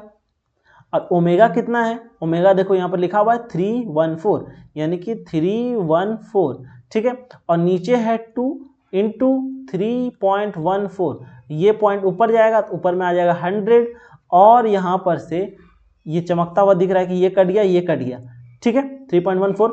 और इससे अगर इसको हम लोग काटेंगे तो हो जाएगा 50। तो यानी कि फाइनली हम लोग का फ्रीक्वेंसी इज इक्वल टू कितना हो गया? 50 हर्ट्ज। कोई दिक्कत? कोई भी दिक्कत, कोई परेशानी, विपत्ति? कुछ नहीं। यानी कि फ्रीक्वेंसी निकल गया, मैक्सिमम वैल्यू भी निकल गया। अब देखो क्या निकालना है। चलिए आगे जगह आराम से काम करेंगे। फ्रीक्वेंसी निकल गया। नेक्स्ट है हमारा कि आपको टाइम पीरियड निकालना है। टाइम पीरियड निकालना है। तो टाइम पीरियड कैसे निकलेगा? टाइम पीरियड, तो टाइम पीरियड देखो, फ्रीक्वेंसी इज इक्वल टू क्या होता है? फ्रीक्वेंसी जो होता है वो 1 अपॉन टाइम, यानी कि रेसिप्रोकल ऑफ टाइम होता है। तो मतलब अगर हम लोग टाइम की अगर हम लोग बात करें तो 1/f, और 1/f कितना हो जाएगा? 1/50। और इसको जैसे हम लोग सॉल्व करेंगे तो कितना निकलेगा? 0.02 सेकेंड। मतलब है बड़ा टी कितना निकल गया भाई? 0.02 सेकेंड। चलिए इसको हम लोग छोटा कर लेते हैं, क्योंकि अभी आगे हम लोग को थोड़ा सा जरूरत पड़ेगा जगह का, तो इसको हम लोग छोटा कर देते हैं, ठीक है। अब आते हैं नेक्स्ट। नेक्स्ट क्वेश्चन क्या है? क्वेश्चन नहीं, नेक्स्ट क्या पूछ रहा है उसके बारे में हम लोग देख लेते हैं।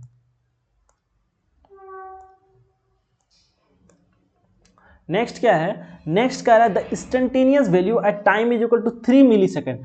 3 मिली सेकेंड मतलब 3 × 10⁻³ सेकेंड। इतना सेकेंड पे आपको इंस्टेंटेनियस वैल्यू निकालना है। तो आओ निकालते हैं। इंस्टेंटेनियस वैल्यू कैसे निकालेंगे?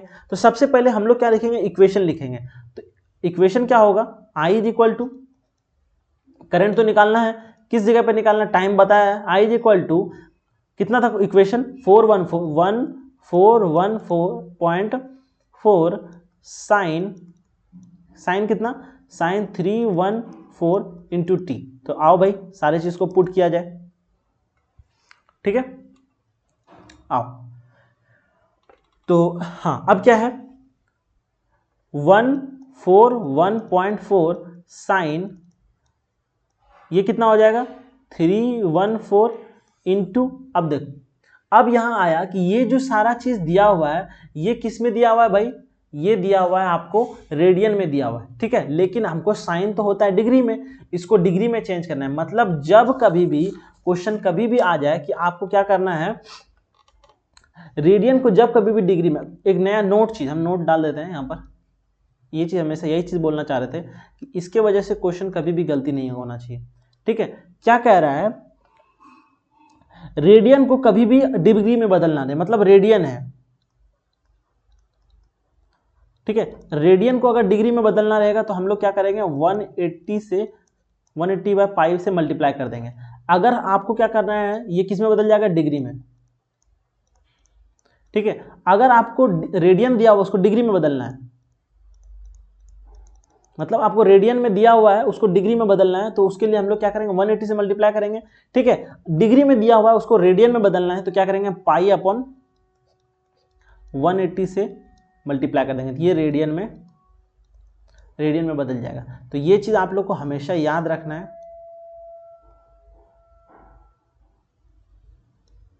ठीक है।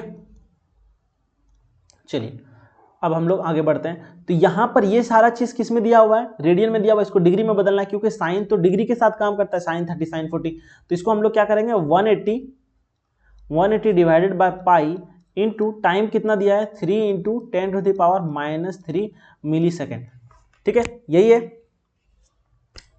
और कुछ नहीं है। जैसे इसको हम लोग सॉल्व करेंगे, इसको जैसे हमने कैलकुलेटर में वैल्यू पुट करेंगे, आपके पास ब्रह्मास्त्र है, एग्जाम में पूरी तरह से अलाउ है, आप लोग इसको अच्छे से कस के इस्तेमाल कीजिए, ऐसा नहीं है कि इस्तेमाल ही नहीं करना है, आपको अच्छे से इस्तेमाल करते रहना है वहां एग्जाम में, ठीक है, इसका इस्तेमाल कीजिए। तो यहां पर हम लोग जैसे इसका इस्तेमाल करते हैं तो यहां पर हमारा वैल्यू आ जाएगा, आई का वैल्यू जो है, आई का जो वैल्यू होगा, आई का वैल्यू हो जाएगा 14.4 सॉरी 4 नहीं क्या 114.35, ये हो गया आपका आंसर, ठीक है, ये हो गया आपका आंसर। कोई दिक्कत? कितना आसान क्वेश्चन था, यही क्वेश्चन पूछता है और इसी में आधा से ज्यादा निपट जाता है, ठीक है। तो आइए अब हम लोग आगे चलते हैं। नेक्स्ट हमारा क्या है, नेक्स्ट हमारा एक और क्वेश्चन है जो हम लोग को सॉल्व करना है। क्या क्वेश्चन है, N alternating current of A frequency, जो दिया चाहिए वो सारा चीज याद रखना है। अल्टरनेटिंग करंट फ्रीक्वेंसी दिया है 60 हर्ट्ज, मैक्सिमम वैल्यू 12 एम्पेयर है, राइट डाउन इक्वेशन लिखना है of instantaneous value, instantaneous value का इक्वेशन लिखना है, कब के लिए, जब आपका टाइम क्या हो 1/30 सेकेंड हो, और फाइंड द टाइम, टाइम निकालना है जब करंट इतना हो जाए। कोई दिक्कत नहीं। तो सबसे पहले अपन लोग क्या करेंगे, क्या क्या दिया हुआ है, फ्रीक्वेंसी दिया हुआ है, यानी कि एफ दिया हुआ है, एफ दिया हुआ है कितना 60 हर्ट्ज, जैसे एड 50 हर्ट्ज दिया हुआ है, और साथ ही में क्या दिया हुआ है आई एम दिया हुआ है, आई एम कितना दिया हुआ है, आई एम दिया 12 एम्पेयर, ठीक है। तो अब देखो जैसे फ्रीक्वेंसी पता चला, यहां से एंगुलर फ्रीक्वेंसी निकाल लो, तो ओमेगा इज इक्वल टू क्या हो जाएगा 2πf, क्योंकि हम लोग को साइन वाला के इक्वेशन में ओमेगा का जरूरत पड़ता है, तो इसको हम लोग क्या करेंगे 2 इंटू 3.14 इंटू फ्रीक्वेंसी कितना है 60, इसको जैसे सॉल्व करेंगे तो ये हो जाएगा 376.8, ये हो गया ओमेगा का वैल्यू, ठीक है, ओमेगा का वैल्यू मिल गया। चलिए ओमेगा का वैल्यू मिल गया, चलिए इसको हम लोग साइड में रख लेते हैं। अब देखो आई का वैल्यू जो है, इंस्टेंटेनियस वैल्यू जो होता है, आई इज इक्वल टू क्या होता है, इसको अगर इक्वेशन लिखेंगे 12 साइन ओमेगा कितना है 376.8 ओमेगा इंटू t। अब हम लोग इस इक्वेशन का इस्तेमाल करेंगे,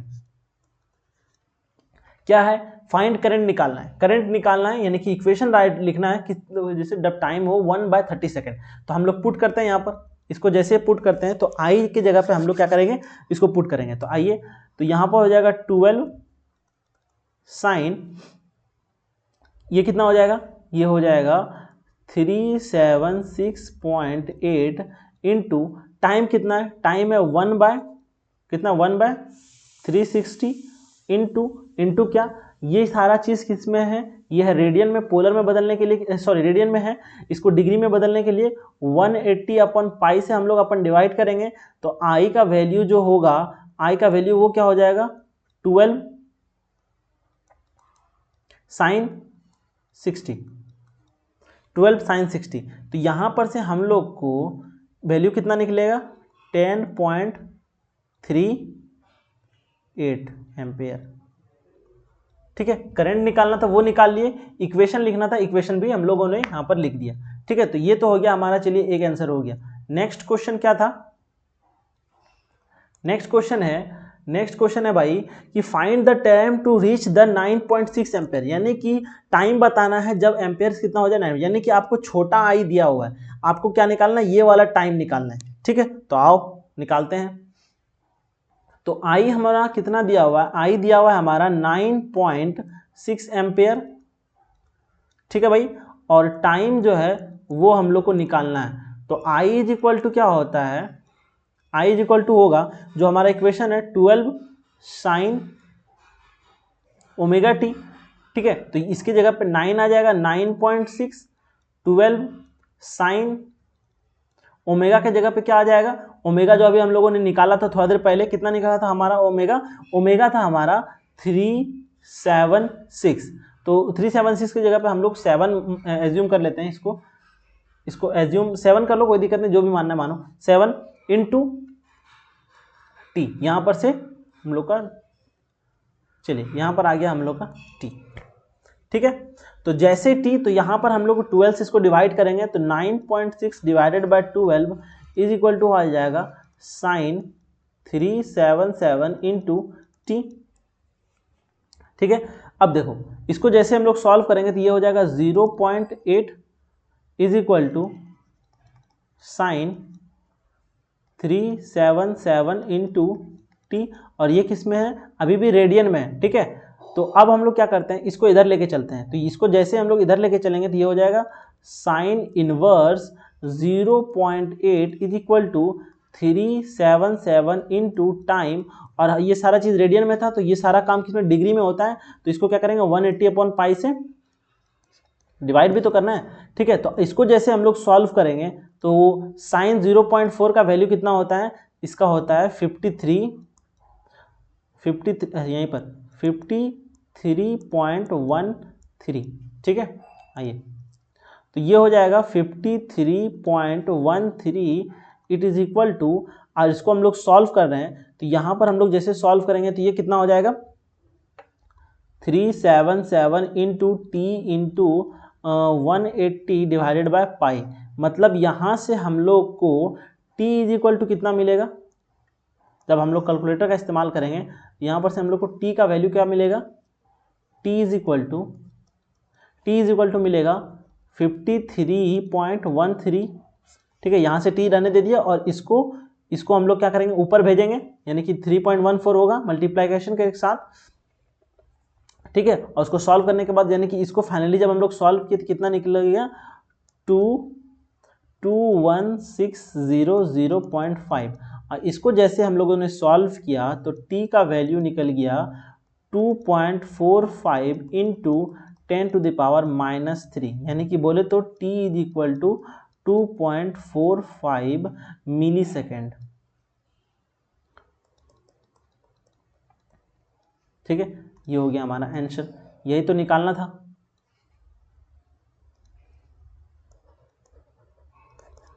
ठीक है, समझ में आया कैसे किए। ठीक है, अगर नहीं आया तो आप थोड़ा सा वीडियो को पीछे करके आराम से देख सकते हैं। ठीक है, चलिए हम लोग अब आगे की ओर बढ़ते हैं, ग्राफिकल क्वेश्चन हम लोग अब बनाने की कोशिश करते हैं। ग्राफिकल क्वेश्चन मतलब बोले तो अगर क्वेश्चन अगर ग्राफ के फॉर्म में आ जाए तो उसका हम लोग को क्या उपाय करना है, ठीक है। ग्राफ से रिलेटेड अगर क्वेश्चन आ जाए तब हम लोग क्या करेंगे। तो अब देखो करना क्या है वो सुनो। जब ग्राफ का क्वेश्चन आए तो उसमें हम लोग वी एवरेज वी आरएमएस कैसे निकालते हैं। तो जब कभी भी ग्राफ आ जाए तो फॉर ग्राफ के लिए वी एवरेज का जो वैल्यू होता है ये होता है एरिया अंडर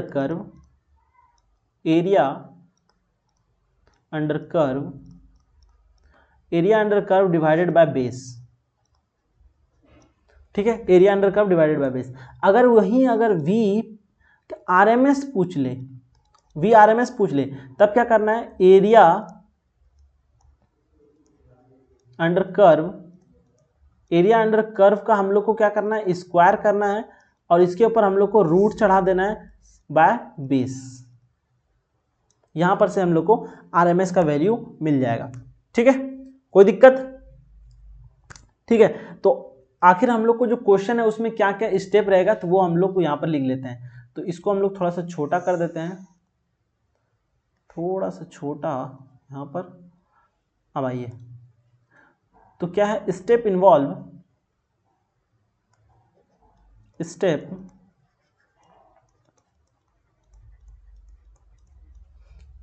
किसके लिए, फॉर कैलकुलेशन ग्राफ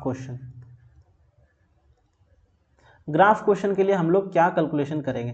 तो सबसे पहला काम करना है, ग्राफ को एनालाइज करना है, ग्राफ एनालाइज करेंगे। दूसरा क्या करेंगे, ग्राफ एनालाइज का मतलब है कि साइनोसाइडल ग्राफ है या फिर स्ट्रेट लाइन का ग्राफ है या फिर पैराबोलिक ग्राफ है, हाइपरबोलिक ग्राफ है, उस हिसाब से हम लोग को पहचानना है कि ये कौन सा ग्राफ है और उसका इक्वेशन लिख देना है, ठीक है। दूसरा है ग्राफ कंटिन्यूअस है कि नॉन कंटिन्यूअस है। तो वेव फॉर्म क्या है, जो हमारा वेव फॉर्म होगा, वेव फॉर्म कंटिन्यूअस है कि सिमेट्रिक है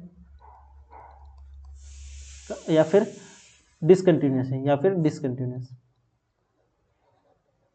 डिसकंटिन्यूअस, ठीक है। ये हो गया। लास्ट क्या है, इंटीग्रेशन करना है। आपको जो इक्वेशन मिला उसको हम लोग को इंटीग्रेशन करना है। तो आइए हम लोग नेक्स्ट ग्राफ क्वेश्चन ये रहा, इसको हम लोग सॉल्व करेंगे, ठीक है। इसको हम लोग सॉल्व करेंगे और हम लोग निकालते हैं। तो क्या क्वेश्चन है, आपको निकालना find the average value using wave form. Wave form का इस्तेमाल करके आपको क्या निकालना है, आपको निकालना है वी एवरेज। सिंपल सा क्वेश्चन है, कोई दिक्कत नहीं। सबसे पहले हम लोग क्या करेंगे, ग्राफ को एनालाइज करेंगे। सबसे पहला प्रोसेस तो हमारा यही है। तो यहां पर से अगर हम लोग सॉल्यूशन करते हैं तो सबसे पहले हमारा क्या था, ग्राफ को एनालाइज करना है कि ये कंटिन्यूअस है कि नॉन कंटिन्यूअस। दिख रहा है ये तो भाई कंटिन्यूअस है, ठीक है, कंटिन्यूअस है, सिमेट्रिक भी है, ठीक है। तो सिमेट्रिक ग्राफ्स के लिए हम लोग हाफ साइकिल इस्तेमाल करते हैं। तो यहां पर लिखे लेंगे दिस ग्राफ इज कंटिन्यूअस,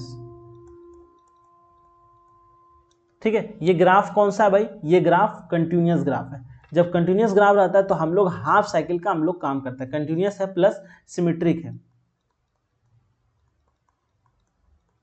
ठीक है, सिमेट्रिक ग्राफ है, ठीक। अब देखो, अब हम लोग को क्या करना है वो सुनो। तो अभी हम लोगों को क्या निकालना है, वी एवरेज, यानी कि वी एवरेज निकालना है। तो V average is equal to क्या होगा, V average is equal to होता है एरिया अंडर कर्व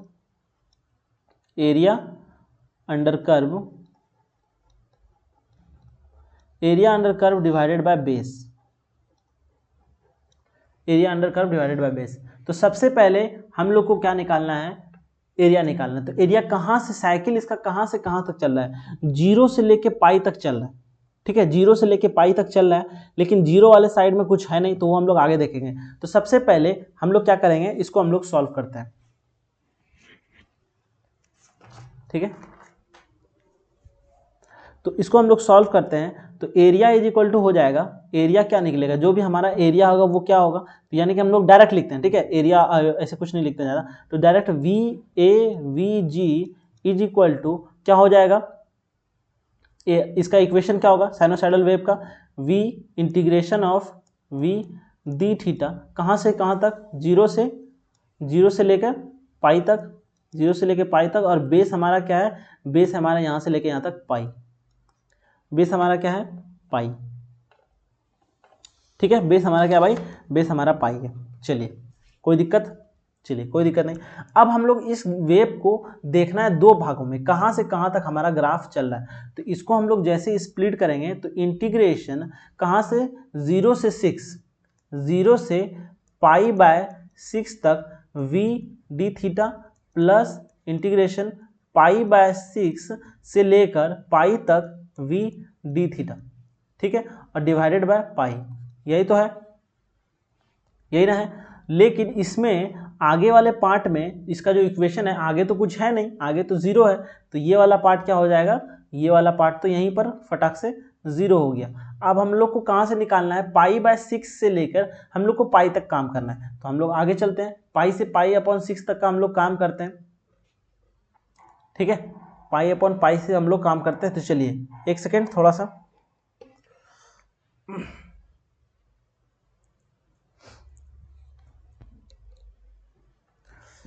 हाँ, तो अब कहाँ तक थे, तो हम लोगों ने जैसे इसको सॉल्व किया तो हम लोग को तो 0 मिल गया, इंटीग्रेशन जैसे किया उसका तो 0 मिल गया। अब देखो, अब जो इक्वेशन है पीछे देखो, ये जो है v इक्वल टू जो है v जो थीटा, तो ये v इक्वल टू क्या होगा, v equal to vm sine theta, ये जो क्योंकि ये साइनोसाइडल वेव है तो v equal to vm sine theta होगा। यही हम लोग को इसके जगह पे पुट करना है v थीटा के बीच में। तो हम लोग का v एवरेज जो होगा, v average is equal to हो जाएगा इंटीग्रेशन कहाँ से कहाँ तक, π/6 से पाई तक क्या हो जाएगा, vm sine theta d theta, ठीक है, vm बाहर आ जाएगा और अपॉन ये पाई है, तो vm/पाई बाहर आ गया, इंटीग्रेशन रहा π/6 से लेकर पाई तक और साइन थीटा डी थीटा। अब जैसे साइन थीटा का इंटीग्रेशन क्या होता है, माइनस कॉस थीटा, तो यहाँ से vm बाहर आएगा, पाई तो बाहर है ही, इसको जैसे सॉल्व करेगा तो माइनस कॉस थीटा, कहाँ से कहाँ तक, -π/6 से लेकर पाई तक। अब हम लोग यहाँ पर करेंगे लिमिट पुट, तो लिमिट पुट करते हैं तो vm divided by pi, upper minus हो जाएगा, माइनस कॉस पाई, माइनस फिर ये माइनस हो जाएगा तो प्लस हो जाएगा, ठीक है, तो कॉस अपर लिमिट माइनस π/6, ठीक है। तो अब देखो कॉस पाई का वैल्यू क्या था, कॉस पाई का वैल्यू कितना होता है, vm डिवाइडेड बाय पाई, और कॉस पाई का वैल्यू होता है -1, यानी कि इसका वैल्यू कितना होगा भाई, -1, तो -1 क्या हो जाएगा,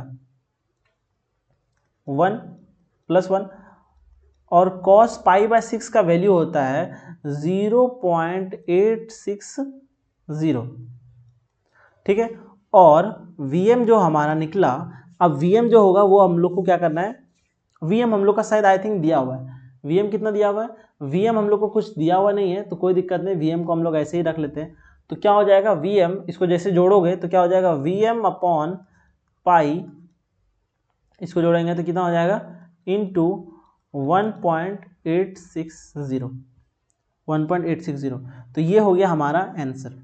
या फिर यहाँ से और भी कर सकते हैं कि हम लोग vm को जैसे हम लोग डिवाइड करेंगे 3.14 से, तो मतलब v एवरेज avg जो निकलेगा वो निकलेगा हमारा 0.5939 vm,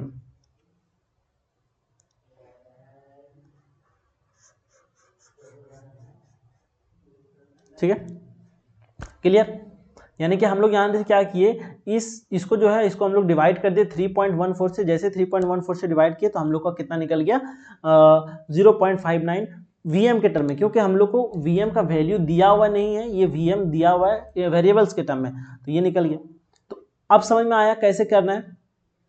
तो सबसे पहले हम लोग को फंक्शन डिफाइन करना है, तो फंक्शन तो v equal to V M sine theta, ये तो पता चल गया। ठीक है, अब हम लोग को कहाँ से कहाँ तक करना है, तो यहाँ से यहाँ तक करना है। तो हम लोगों ने पहले डायरेक्ट किया 0 से लेकर पाई तक, यहाँ से लेकर यहाँ तक हम लोगों ने पूरा का पूरा कर दिया। तो यहाँ और बेस हम लोग पाई दे दिए, एरिया अंडर कर्व। तो अब हम लोग इसको स्प्लिट करते हैं यहाँ से यहाँ 2 टर्म में, तो 0 से पाई अपॉन 6 और फिर पाई अपॉन 6 से लेकर पाई तक। तो ये वाला पार्ट में तो कुछ है नहीं, तो ये 0 हो गया। फिर बचा यहाँ, फिर हम लोग इसको यहाँ से सॉल्व किए, तो सारा जो नॉर्मल इंटीग्रेशन प्रोसेस है उसको क्या हम लोग को आंसर मिल गया। चलिए आइए अब आते हैं एक और क्वेश्चन, नेक्स्ट क्वेश्चन, जो थोड़ा सा दमदार क्वेश्चन है लेकिन है ज़्यादा कुछ नहीं। ठीक है, आइए ये क्वेश्चन और होगा शायद, आई थिंक, हाँ ठीक है।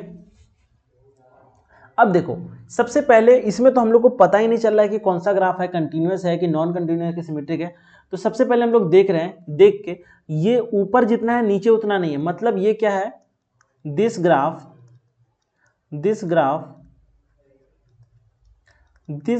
Is asymmetric.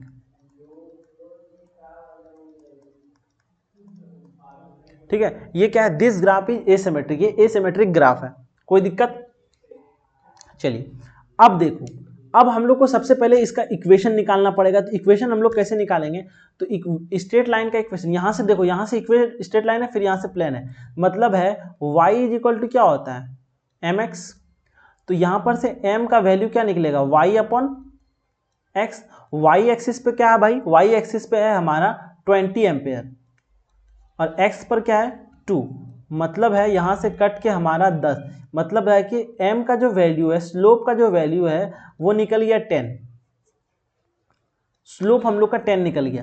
ठीक है, स्लोप हम लोग का जैसे ही 10 निकल गया, अब देखो यहाँ से अब हम लोग क्या करते हैं, y निकालते हैं सबसे पहले। जब हम लोग का टाइम क्या हो, फॉर टाइम पीरियड, फॉर जब क्या हो हमारा t जो है वो ग्रेटर देन 0 हो और t लेस देन 2 हो। जब t ग्रेटर देन 0 हो, t लेस देन, तो अब y का वैल्यू क्या होगा, तो यहाँ पर अगर हम लोग y लिखाते हैं तो y is equal to mx होता है। ठीक है, तो y का वैल्यू क्या होगा, तो m हमारा क्या है 10 है और x हमारा कितना है, x हमारा कितना है 2 है। ठीक है, अगर 2 हमको नहीं पता है, चलिए हम लोग को कुछ भी पता नहीं है कि टाइम कितना, तो हम लोग t मान लेते हैं, सिंपल हम लोग t मान लेते हैं।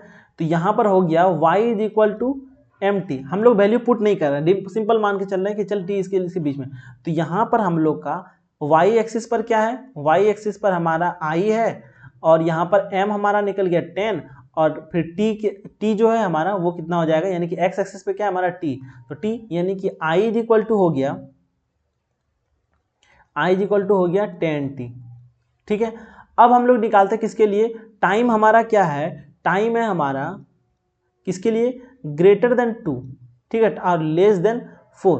तो यहाँ पर i is equal to, slope तो यहाँ पर 0 है, स्लोप जैसे ही 0, तो यानी कि y का वैल्यू 0, मतलब i का वैल्यू 0, मतलब i का वैल्यू यहाँ पर 0। क्लियर, तो अब हम लोग इसको, इन सारी चीज़ को मिटा देते हैं।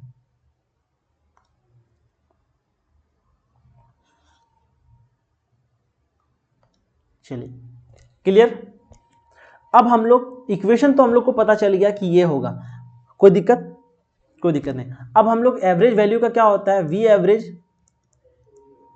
We average is equal to होता है, हम लोग को निकालना क्या है, आरएमएस वैल्यू निकालना है। ठीक है, तो आरएमएस वैल्यू का हम लोग को क्या पता है, आरएमएस वैल्यू आखिर होता क्या है। ठीक है, मतलब हम लोग को वी एवरेज क्या निकालना, आई आर एम एस निकालना है। तो आई आर एम एस जो होता है, इसको हटाना पड़ेगा, हाँ, V R M S is equal to होता है अंडर रूट एरिया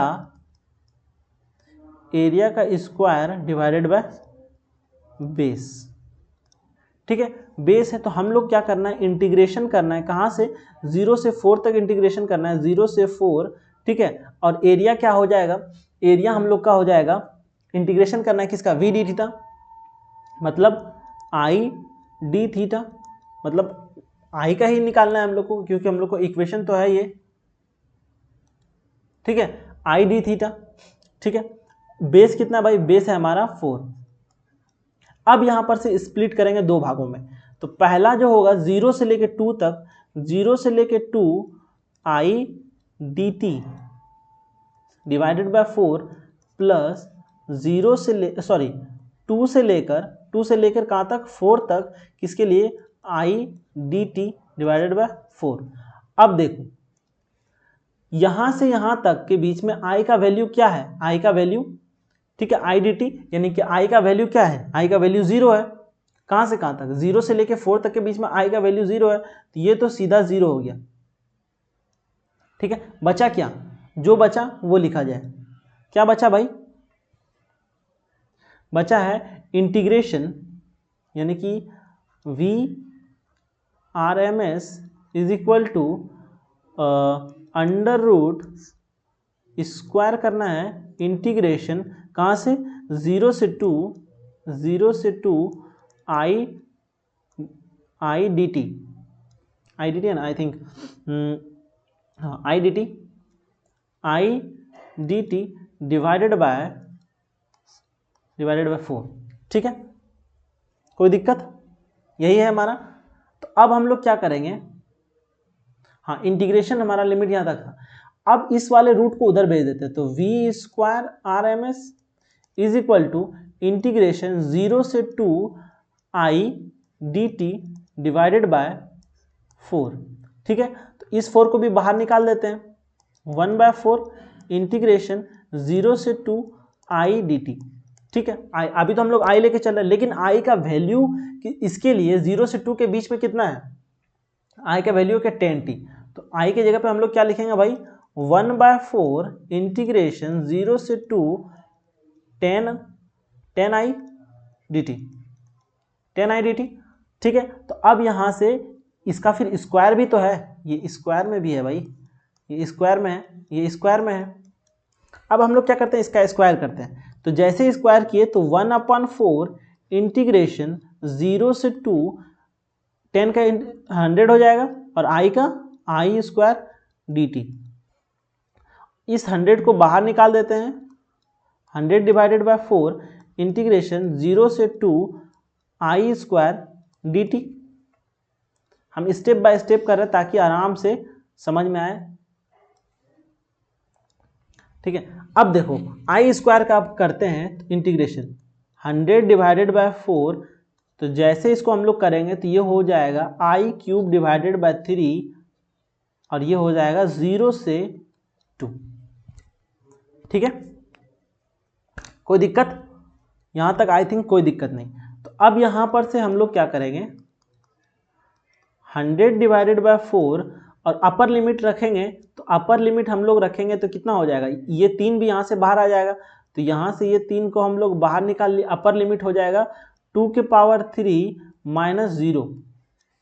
ठीक है, तो 100 डिवाइडेड बाय 4 इंटू 3 इंटू 8, ये कितना हो जाएगा,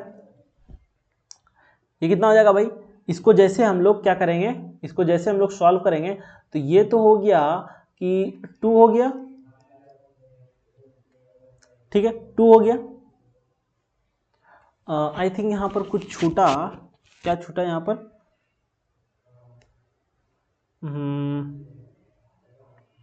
एक सेकेंड,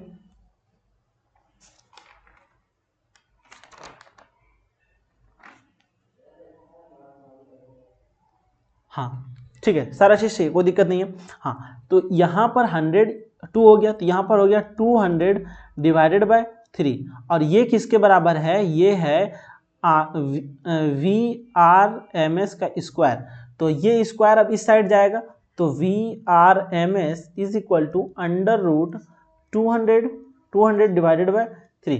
ठीक है, तो अब हम लोग 200 का जैसे बाहर निकालेंगे तो क्या निकलेगा, 2 इंटू 100, तो 100 का तो 10 बाहर आ गया, 100 का कितना निकलेगा, 100 का 10 बाहर आ जाएगा, और अंदर में क्या रहेगा, अंदर में रहेगा 66। चलिए ऐसा करते हैं, यहीं से डायरेक्ट हम लोग एक चीज करते हैं,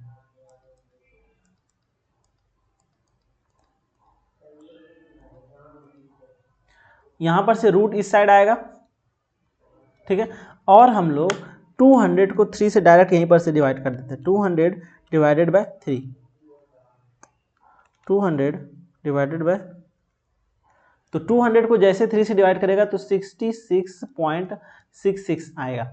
तो फिर इसको रूट से जैसे बाहर करेंगे VRMS, तो इसको हम लोग जैसे कैलकुलेटर में डालेंगे तो ये इसका वैल्यू कितना आ जाएगा 8.164 एम्पेयर, सॉरी वोल्ट, यूनिट गलती लिख दिया मैंने,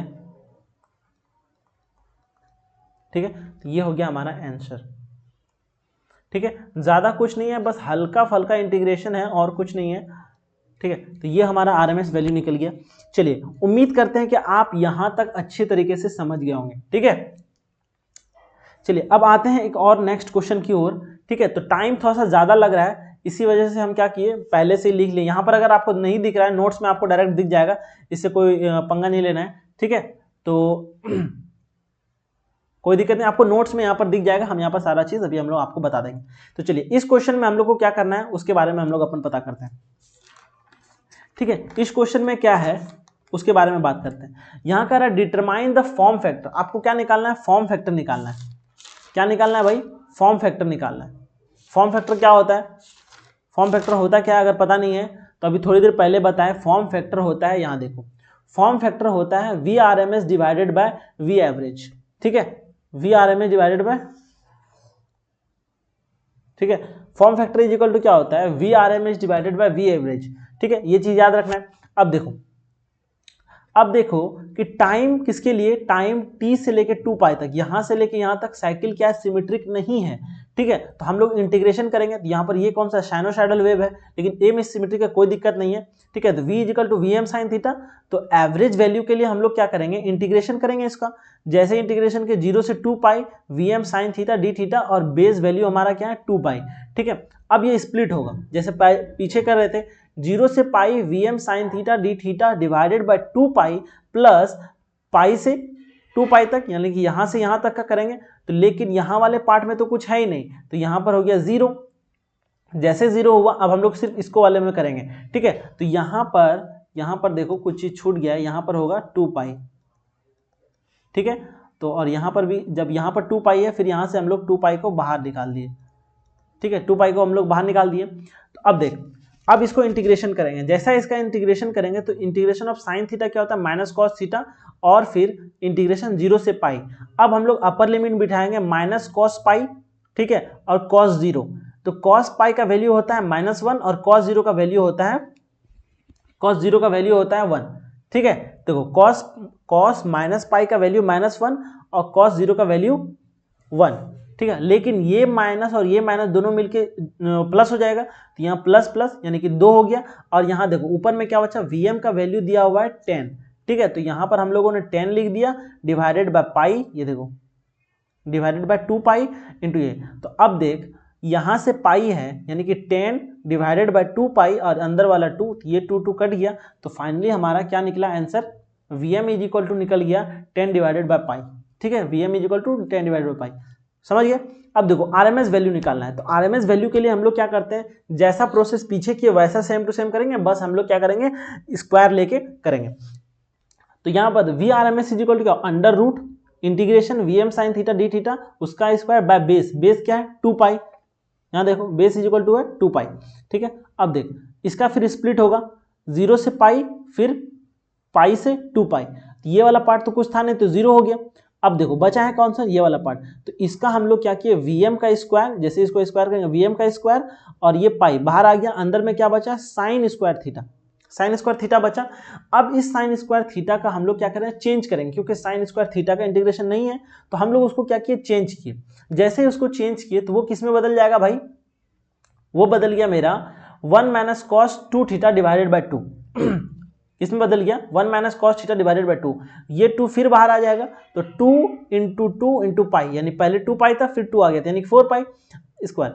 अब देख, अब इस 1 माइनस कॉस थीटा का इंटीग्रेशन करेंगे, तो जैसे इंटीग्रेशन ऑफ 1 का वैल्यू क्या होता है x, उसी तरह यहाँ पर क्या है, यहाँ पर 1 है, तो इसका इंटीग्रेशन हो गया थीटा के तरफ में कर रहे हैं, तो थीटा हो गया यहाँ पर माइनस, और cos 2 थीटा का वैल्यू क्या होता है, sin 2 थीटा डिवाइडेड बाय 2, ठीक है। क्या होता है इंटीग्रेशन, जैसे cos 2 थीटा का करेंगे तो वह होता है sin 2 थीटा डिवाइडेड बाय 2, ठीक है। अब देख, अब यहाँ जैसे हम लोग कर दिए, तो अब क्या करना है, ये वाला पार्ट VM स्क्वायर बाय 4π, यहाँ है 0 और यहाँ है साइन 2 थीटा डिवाइडेड बाई 2, 0 से पाई, अपर लिमिट बैठाते हैं, upper limit pi minus 0, upper limit बैठाएं माइनस लोअर लिमिट माइनस और साइन 2 थीटा, ठीक है, साइन 2 थीटा मतलब ऊपर लिमिट से हम लोग पाई बैठाएंगे तो थीटा की जगह पे हो जाएगा पाई बाय 2 और साइन थीटा डिवाइडेड बाय। अब देखो साइन 0 का तो सीधा 0 हो गया और साइन 2 पाई, यहाँ पर अगर आपको नहीं दिख रहा है तो हम यहाँ से हटते हैं, ठीक है। अब यहाँ देखो, यहाँ देख साइन 0 का वैल्यू 0 और साइन 2 पाई का वैल्यू भी 0 होता है, तो ये 0 0 पूरा खत्म हो गया, सिर्फ अंदर में क्या बचा है पाई, तो अंदर में सिर्फ बचा है पाई और बाहर में एक पाई है, तो पाई पाई कट गया, यहाँ से पाई और यहाँ से एक पाई कट गया, तो फाइनली यहाँ पर से क्या बचा Vm स्क्वायर डिवाइडेड बाय 4। और ये हम लोग क्या किए थे, इस रूट को हम लोग पहले इधर भेज दिए थे, यहाँ पर से स्क्वायर चढ़ गया था, तो यहाँ पर से हम लोग को square is equal to Vm square by 2, तो RMS वैल्यू निकल गया, इसको उधर भेजे और जो हमारा वैल्यू जो 10 था स्टार्टिंग में, Vm का वैल्यू 10 × 10 और 4 इतना, तो इसको जैसे सॉल्व किए तो यहाँ पर से हम लोग को निकल गया कितना RMS 5। अब फॉर्म फैक्टर क्या होता है VRMS divided by V average, तो VRMS हम लोग का 5 है, V एवरेज हम लोग का 10/5, तो इसको जैसे कटा ये निकल गया। अब पीक फैक्टर क्या होता है, पीक फैक्टर होता है VM डिवाइडेड बाय VR, तो VM हम लोग का कितना है, VM देखो यहाँ कितना है, VM देखो हम लोग का मैक्सिमम वैल्यू 10 है, तो हम लोग 10 लिख दिए, वहाँ पर 10 लिख दिया और फिर VRMS से भी 5 निकाला, इसको जैसे सॉल्व किया था हमारा निकल गया 2, तो ये हमारा आंसर, ठीक है।